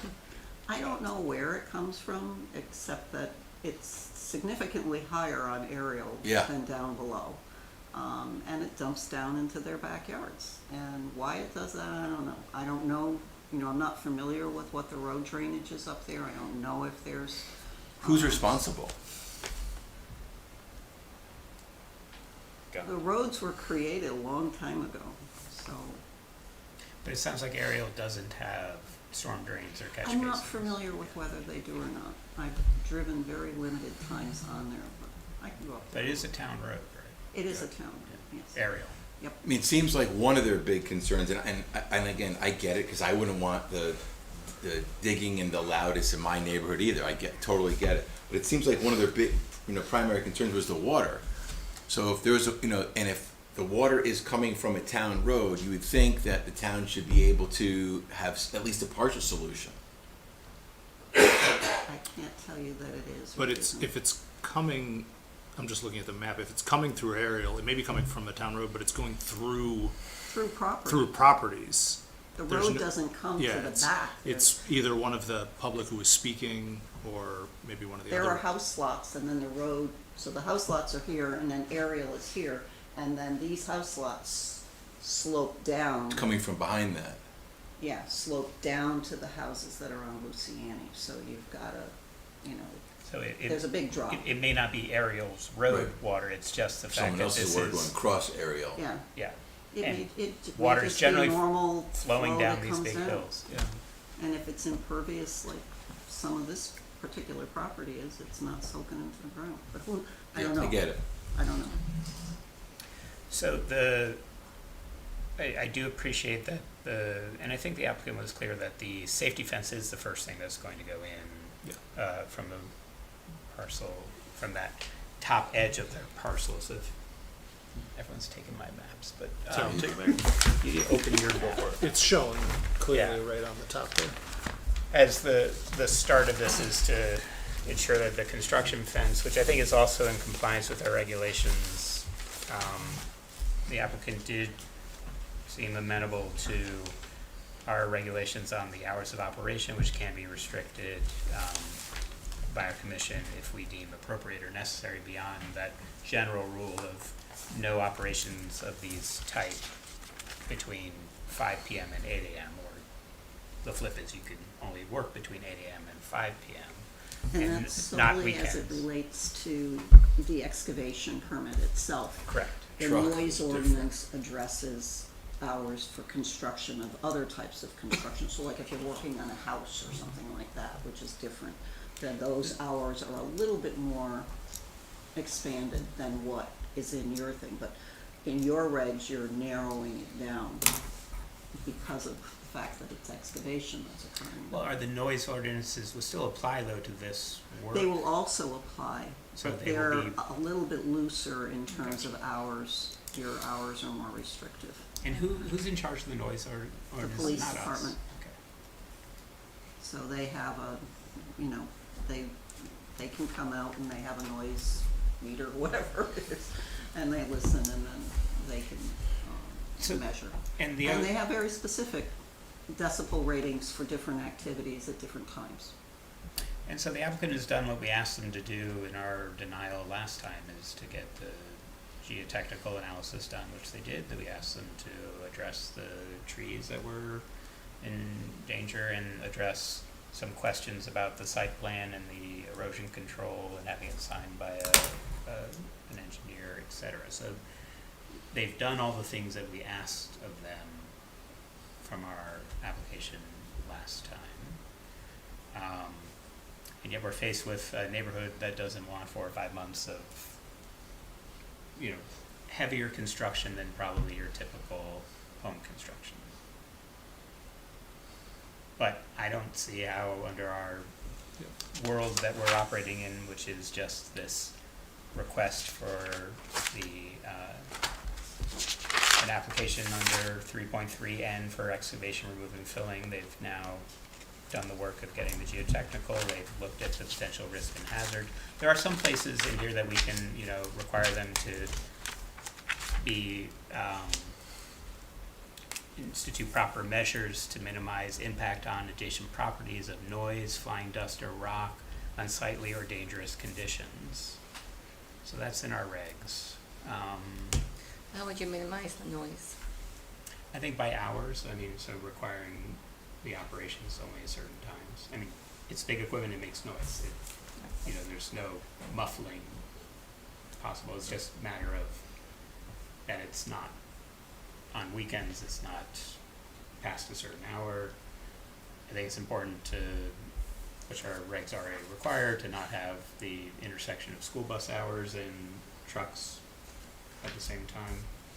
So that's gonna restrict them anyway in terms of the school bus hours at the morning and the afternoon time. What exactly are school bus hours?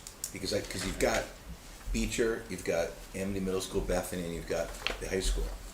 So, I know what I see on Beecher, which is like half the morning, half the afternoon. There's gotta be something that's more concrete than just, Beecher schools, school's in session after 8:30. The buses drop off at 8:30, so Yep. presumably, and that's, The high school's earlier, so. high school's earlier and the middle school is also earlier than Beecher. Beecher's the last one. and they start kind of early afternoon. Beecher goes till, Beecher goes till 3 sometime. My Yeah, kid but- goes to extended day, so I never pick him up on time. High school but high starts school starts dropping off in the 2 and twos. change. Yeah. Yeah, 2:30. so whatever it is, we should be more concrete, so there's no, the Question. neighbors and the applicant don't have their own issue. It I should be guess the clear from question is, us. do school buses come, are there children on, is that a factor and are there? The applicant seems to suggest, if I'm not mistaken, that it's not even economically efficient for them to be working when they know they're gonna be blocking, or getting potential traffic with the school buses. At least that's not what I heard him to be saying, so. Well, and Not also- that I'm opposed to putting that restriction or Yeah. explicit, but. And it also sounded like when they're hauling material, they're not doing that at 5 or 6 o'clock, Right. they're stopped. No. Right. They wanna get that done more in the 3 o'clock range. Chris, it would be good for us to be, if we're going down this road, so to speak. I can contact the schools directly and find out when their runs start and when they end.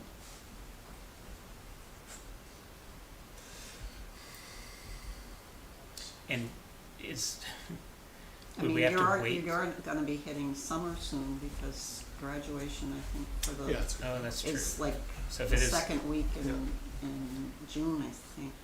Yeah. June so it'll be 16th. summer hours. So I mean, there'll be several months when there is no school Yeah. traffic. 2.5 months. I mean, it picks up at the end of August, but. Yeah, at some level, I don't think we need another month to decide this, so I don't know if we could Yeah. craft this in a way that recognize that while there's, If you want those times inserted, then you can direct me to find out from the superintendents what those times are, and I can insert them. I think it would be good just to, I mean, school bus hours are,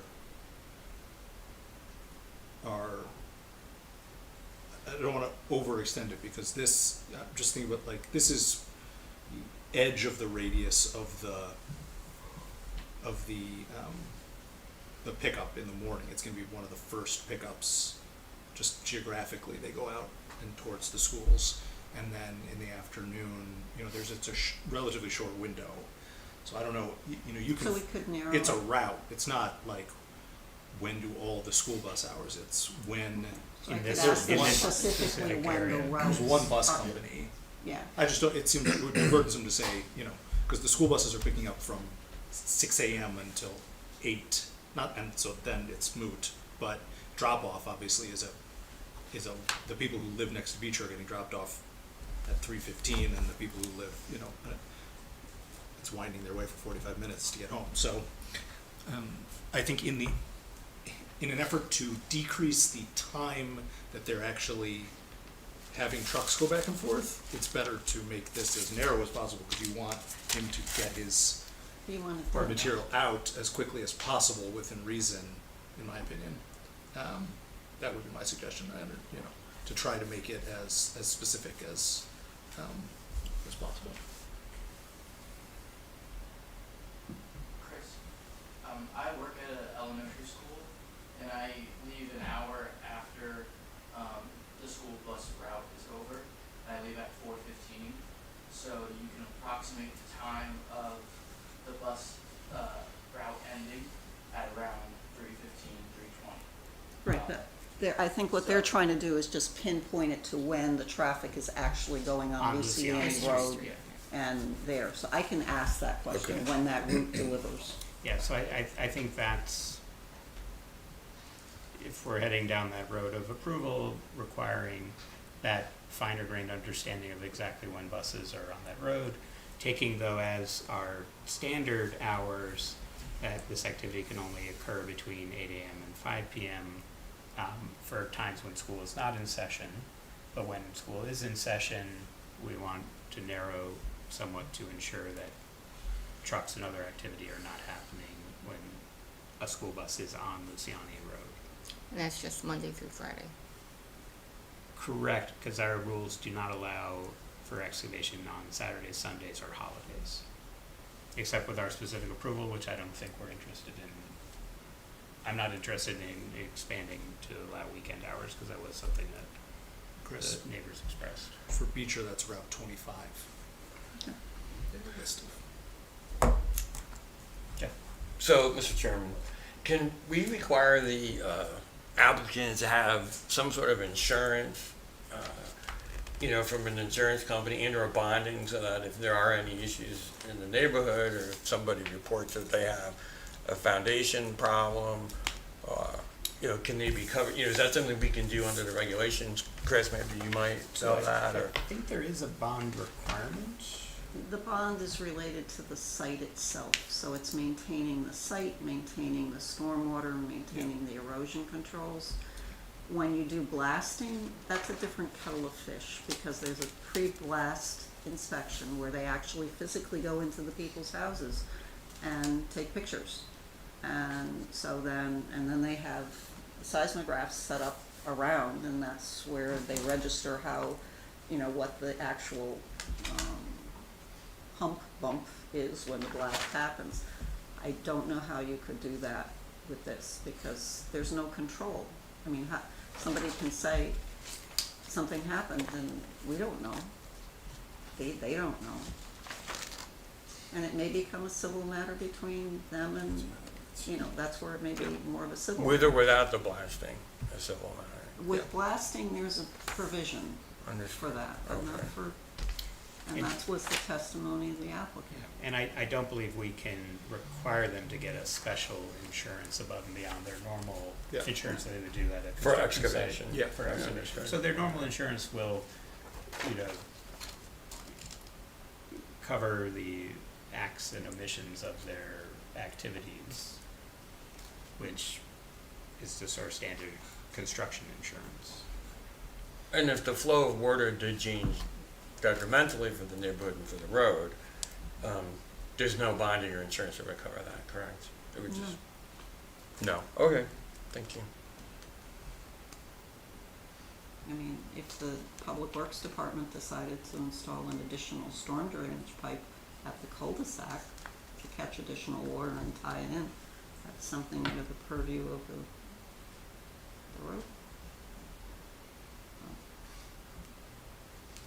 It doesn't look like there's storm drains up on the road above, just On from the the area. town map. But again, it may not be from that road, it may just be the No, yeah, general it property. would it theoretically could catch the water from, if it's all going down from that whole subdivision, then if you put storm drains in a road, theoretically, it would catch the water going across the road into Gotcha. that, the neighbors, but, Is there any way of doing a study to understand where that water is coming from? Because I'm just thinking, I know it's perhaps not the fault of the applicant, but if there is a water problem there, and it gets iced and the driveways are getting iced up, I mean, that seems to be a serious safety issue. But again, not yeah, it's not that. this applicant's. Right, issue. right, I know, I'm just thinking, you know, we have done other, like, acts, you know, in connection with applications, like stop signs and things like that, so I'm just wondering if we could just, Go to Public Works, is that where it would go? yeah, just make inquiry to Public Works I as don't to. know, you have to hire an engineer to Yeah. go out there and do a drainage study, and it's involved. It's No, not I'm sure it is, but inexpensive. it seems like it's an issue. You know, when subdivisions are done nowadays, they're done with a lot more cognizance of the fact that there are drainage issues. And a long time ago, you know, the edge of a property, they would just have the drainage stop and it flowed down. I know of one in Bethany where, you know, you've got a road that comes up and the road drainage comes down and it stops at the neighbor's property below, literally. And it's got all that road drainage feeding onto that lower property. And that's how they did it in 1950s. And you can't go back and, My understanding is when they put in Penny Lane, they had to come back in and put in either extra or new storm sewers because it was a problem for all the original homeowners on the property. But that may have been the original developer who did that.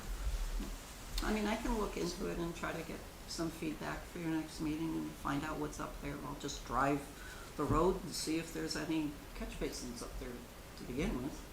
Bring some hay bales. So I think back to this application, the other element that I know that the applicant said that they would commit to doing is to have on the geotechnical side during the course of their excavation, they would have their geotechnical expert come and ensure that as they're progressing into that unknown parts of the rock, that there aren't surprises, or reviews are continuing to evaluate as they're going on a reasonable frequency. On the issues of the trees, I think they've identified the ones that are currently hazardous. They're going to be excavating and removing trees as they go. So I'm not sure what else they can do on their property. I guess the question is if what they're doing is going to disrupt trees on the neighbor's property that might be falling. They're having challenged conversations with their neighbors right now, so I'm not sure how that proceeds, but I don't personally think there's anything additional on the trees that we need to add.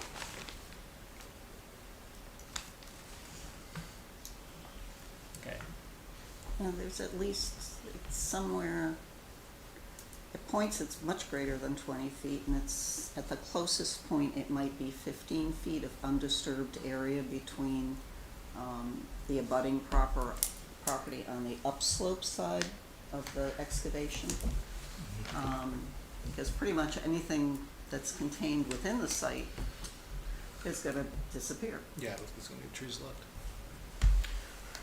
And so what you're talking about is kind of the construction fence, there's Yeah. still room on their property that's kind of a Right. buffer area of, that's not being disturbed. Right, so from my reading of this, there's a construction fence, which is the bubble fence, but then there's also a 4-foot high fence at the top of the slope, the immediate top of the slope, so there's two. So that'll be the permanent fence. That would be the permanent fence, Gotcha. but there's no activity proposed, up on the top, so. And I think what the applicant said is that when they're installing the construction fence, one of the first things they're doing is making sure that there's nothing up there that's then gonna fall down when they do that excavation. Right, because they also don't want to get hit. They don't want to by, get hit. Yeah, whatever is coming. Nor do we Okay. want them here. So, Chris, there's a lot in there that we just discussed. I know you were taking notes. I'd like to put a motion out on the table. And from what I understand, there's a few elements. Do you have them in any particular order? I have some, but you go through what you think, and if you miss something, I'll tell you. So let's start with the geotechnical expert who will periodically, on a reasonable interval, check and make sure that the original analysis stays true, that this is a stable slope. There will be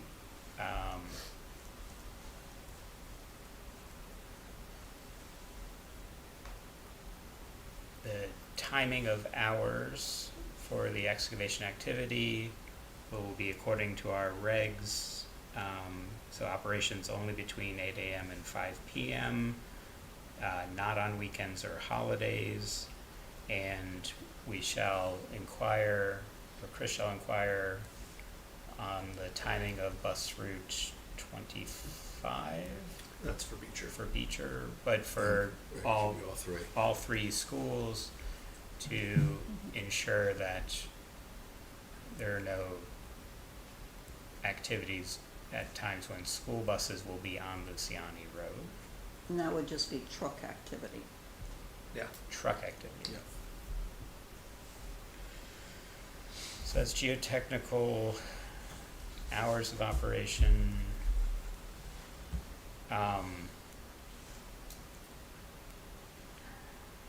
As in our regs, the applicant will make all efforts to minimize noise and impacts on neighbors.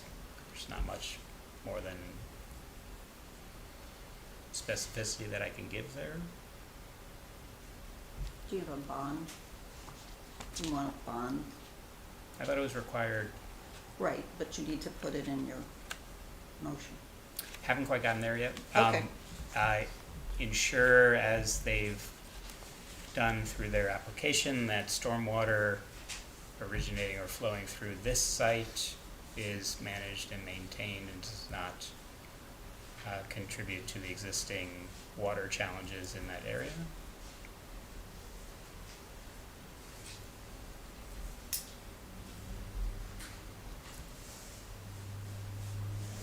Is it water challenges which are downslope of them? Because there are water challenges which are upslope of them.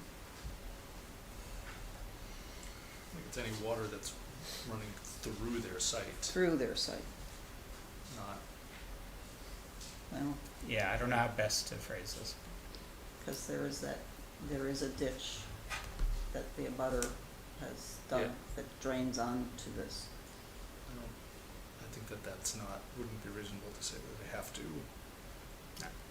It's just the water that is So, naturally they will follow their stormwater Yeah. retention plan Yeah. as presented to us to minimize stormwater flows from their site?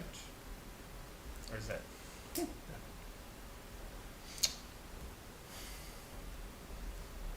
And then require a bond as per our regulations? So they, typically what would happen is their engineer will propose a bond, we ship it off to Jim, he reviews it, and then they post it. Did I miss anything, Chris? I don't think so. Miss anything? Commission members? So that's probably a very long motion. Yeah, we've had longer. So I've moved. Do I have a second? Second. Moved and seconded. Any further discussion on the motion before the commission? Hearing none, all in favor say aye. Aye? Aye. Any opposed? Aye. One opposed? Any abstentions? No? Passes 5-1.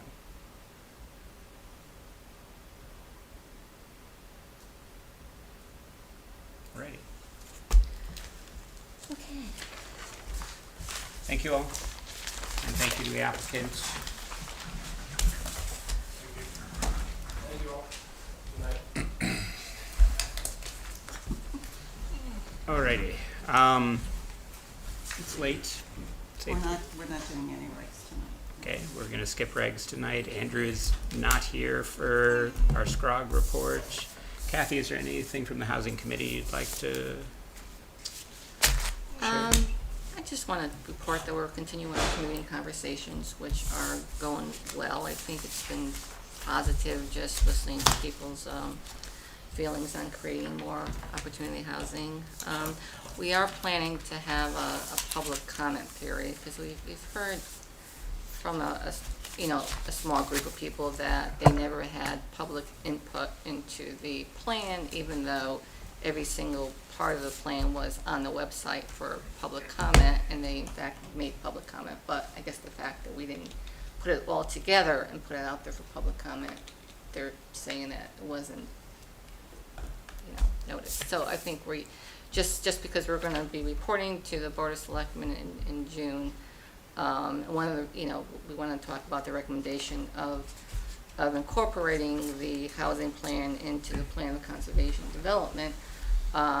We just want to make sure that whatever issues there are gets shaked out before that. And there were some, probably some factual areas that could be addressed because it was done by SCROG that did a lot of conditions, existing conditions, that weren't totally correct, and we try to clean it up as much as possible. So I think it's just good to just get everything cleaned up before we formally incorporate that. And that's about it. Any questions for Kathy? I should just add to you guys that there is a small movie lot that has been offered by the state of Connecticut as right of first refusal to the town. And so that's being commented on by various groups. My recommendation to the powers that be was that the town do take advantage of it and purchase it. I'm sorry, what type of lot? It's a You said movie a- lot. It's a a movie movie lot. lot? Way back in the old ages when there used to be movie theaters, they would give stuff away. And one of the things that they gave away at some theater down in New Haven was the opportunity to own a piece of land in Woodbridge. And so off Are of... you joking? No, and off of Pease Road, there's a whole series of little lots. And so in and of themselves, you could go picnic on it, but you couldn't build a house or anything on it. And so several people have acquired enough of them to actually build a house. The town owns quite a few of them, and this is a little inholding in there. And if it was to be acquired, there would be a potential for the town to do something with it. possibly, under your regulations, it could be a two-family house, it could be whatever. Drive-in It is movie an theater? opportunity. A drive-in movie theater? No, No, this I, is a theater, when you no, said no. movie lot, I was thinking this was like a former drive-in movie. No, these were lots that were actually given away at a movie theater. Right. I'm happy you mentioned that, because that should have been part of my report. We did make a recommendation that the town purchase that lot in order to be able to assemble the property. They're teeny tiny, I forget how, I think they're 25 by something, they're tiny. Yeah, they're. They're tiny. That's interesting. But the Build a town man owns cave there. enough there that they could legitimately have a conforming lot and then develop it with something. So, it's out there. So that's a positive, good thing. Okay. Chris, do you want any other reports as our zoning enforcement officer? We're just fielding an incredible, I feel like we're the Toll Brothers Info Center, and we just keep sending it off to them. So there's a lot of positive feedback regarding that. There's a lot of townspeople who have inquired about going there, which is kind of neat to know that that's filling that kind of a niche, perhaps. Is there like a waiting list for that? I don't know how they're handling it. No. 'Cause They have two salespeople and Just everything's talk. online right now. Did you get Okay. a commission for your? No, I don't get a Are commission, you on the no. VIP list? Everyone's on the VIP list. And what's the point of the And VIP? they're moving quickly. They're moving quickly. We've had no complaints from the neighbors. One of the neighbors did ask when the privacy fence was gonna go up and the plantings, and I thought, gee, that's usually more towards the tail end. But I contacted Toll, and they're gonna have that done shortly, probably within the next month. So they are, from what I can tell, trying to be as good a neighbor as they can to the abutting property owners, especially along Landon, where, their backyards are open to this construction site. So apparently they're gonna be putting up the privacy fence and putting in plantings sooner rather than later there. So, they've been very responsive from our end in terms of, when we field something that It looks like it's moving very quickly. Yeah. Whenever you drive by, it's a little bit different. Have they continued on the Merritt Ave subdivision? Are they? They I know haven't they filed the subdivision map yet. We The have land a- trust is taking, will be accepting the open space, and the land trust, to the best of my knowledge, had asked that they do a survey of the property to make sure that there's no contaminants or anything on it. I think it's called a Class 1 survey, whatever it is. They're having that done Phase prior to that closing, or that aspect of it being done. Which, We had yes, a you have that 90-day extension yeah. request, so we do need you to act on that this evening. And So- that's why they haven't filed the Mylar, is they're getting all that stuff put to bed. 90 day. That's right here. So moved.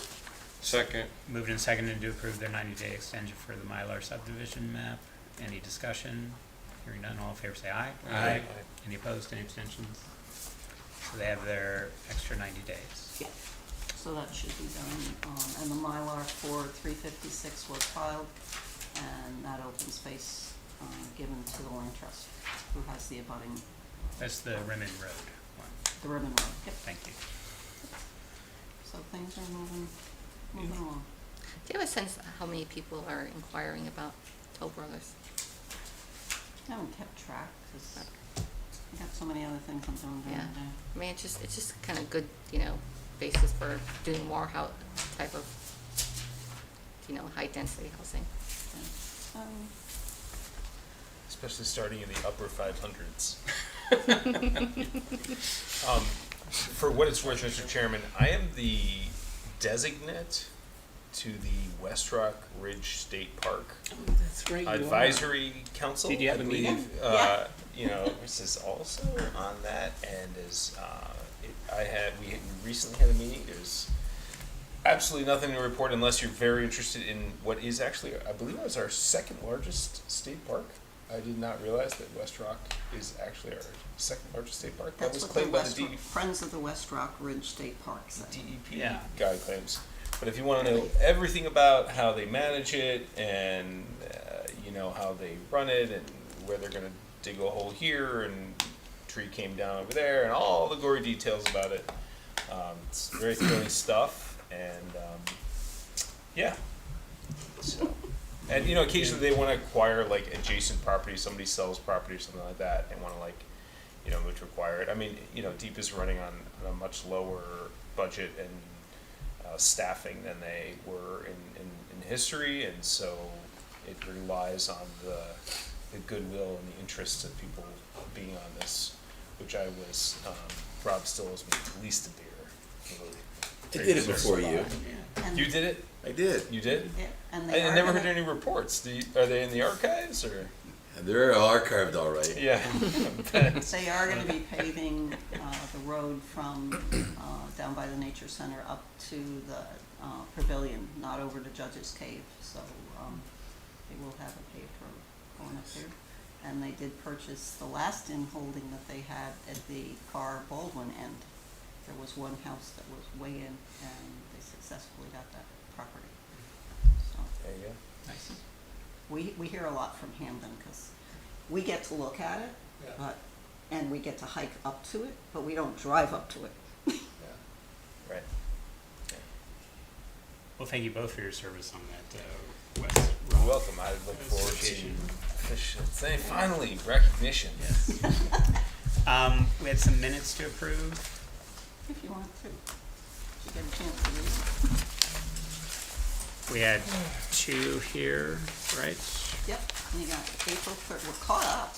Jeez, April 3rd. Are you sure? Because I thought there were some that we kept No, skipping. we did those when you weren't here. Oh, when I last wasn't here last week. Oh, where did it go? We got all Yeah. caught up. I move things right along. None of the So there's the, usual. I'll move approval of the minutes of the regular meeting of April 3rd. Second. Moved and seconded. Any discussion or edits to those minutes from April 3rd? Which I wasn't there, actually.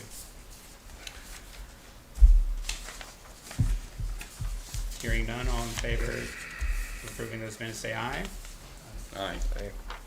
Any opposed? And Paul and I will abstain because we were not there. I will move for approval of the joint meeting of the Planning, Zoning, and the Zoning Board of Appeals for that training session, which I also wasn't there for that, so. Did you watch the video? I did not. And I actually had something that I wanted to add to other business on this, but I'll first, someone else can move this one. Second. Moved and seconded, all in favor of approving those minutes, say aye. Aye.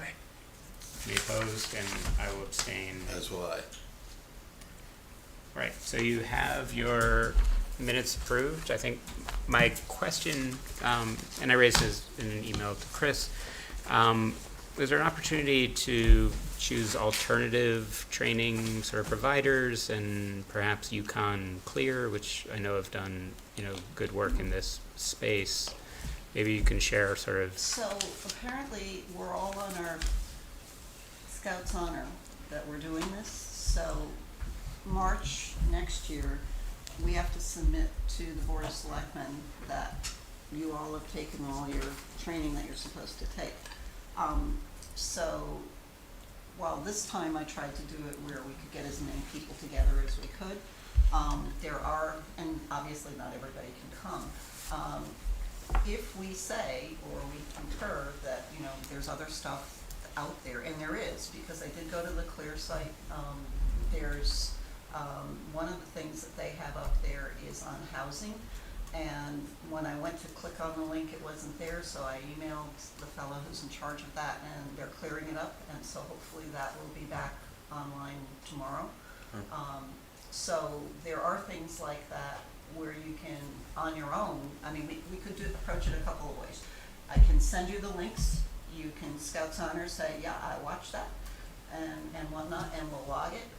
Another way to do it would be to, watch it here, and then if we had a discussion or whatever, but it's training, it's not whatever. So, we can approach it however you wanna do it. If it's easier, for people, I know the people on the Zoning Board of Appeals were really interested in getting together as a group, because they thought that they fall asleep sometimes watching Zoom stuff and all that other good stuff, but,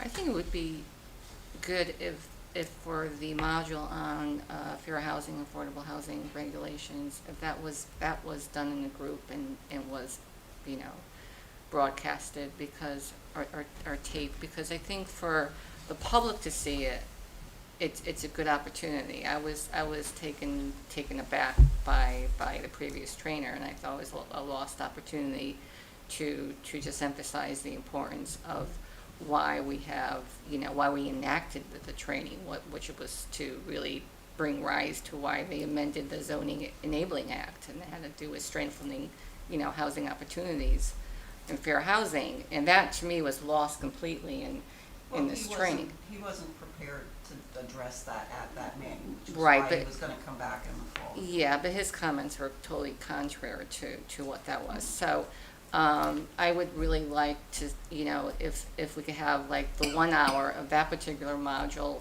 and if people, you know, and I think it would be good also for the zoning appeals group to just sit there as a group and just watch that one particular module.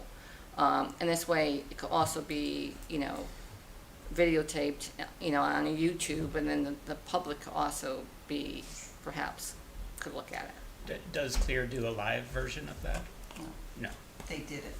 They did it and they've recorded it now. They It's- taped it, and that's what's available. Gotcha. So I would Because be- they had attorney Mark Brands do it. Sure. So Well, could we hire him? I can contact him. So if you could see what that I can would contact entail, Mark. but I agree that it would be even a viewing in person of that particular module in a way that would then also make it accessible through our, And once I online. get the link, I can put the link up on our website. but we would actually go through that. Yeah, no, it would in be your meeting. Our meeting, and it would be then captured on our channel in town. Yep. Okay.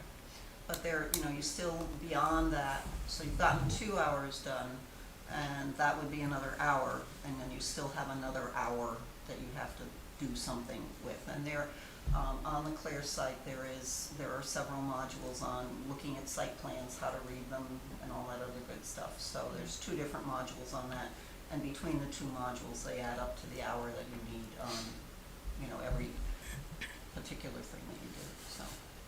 Great. So maybe we'll share that site.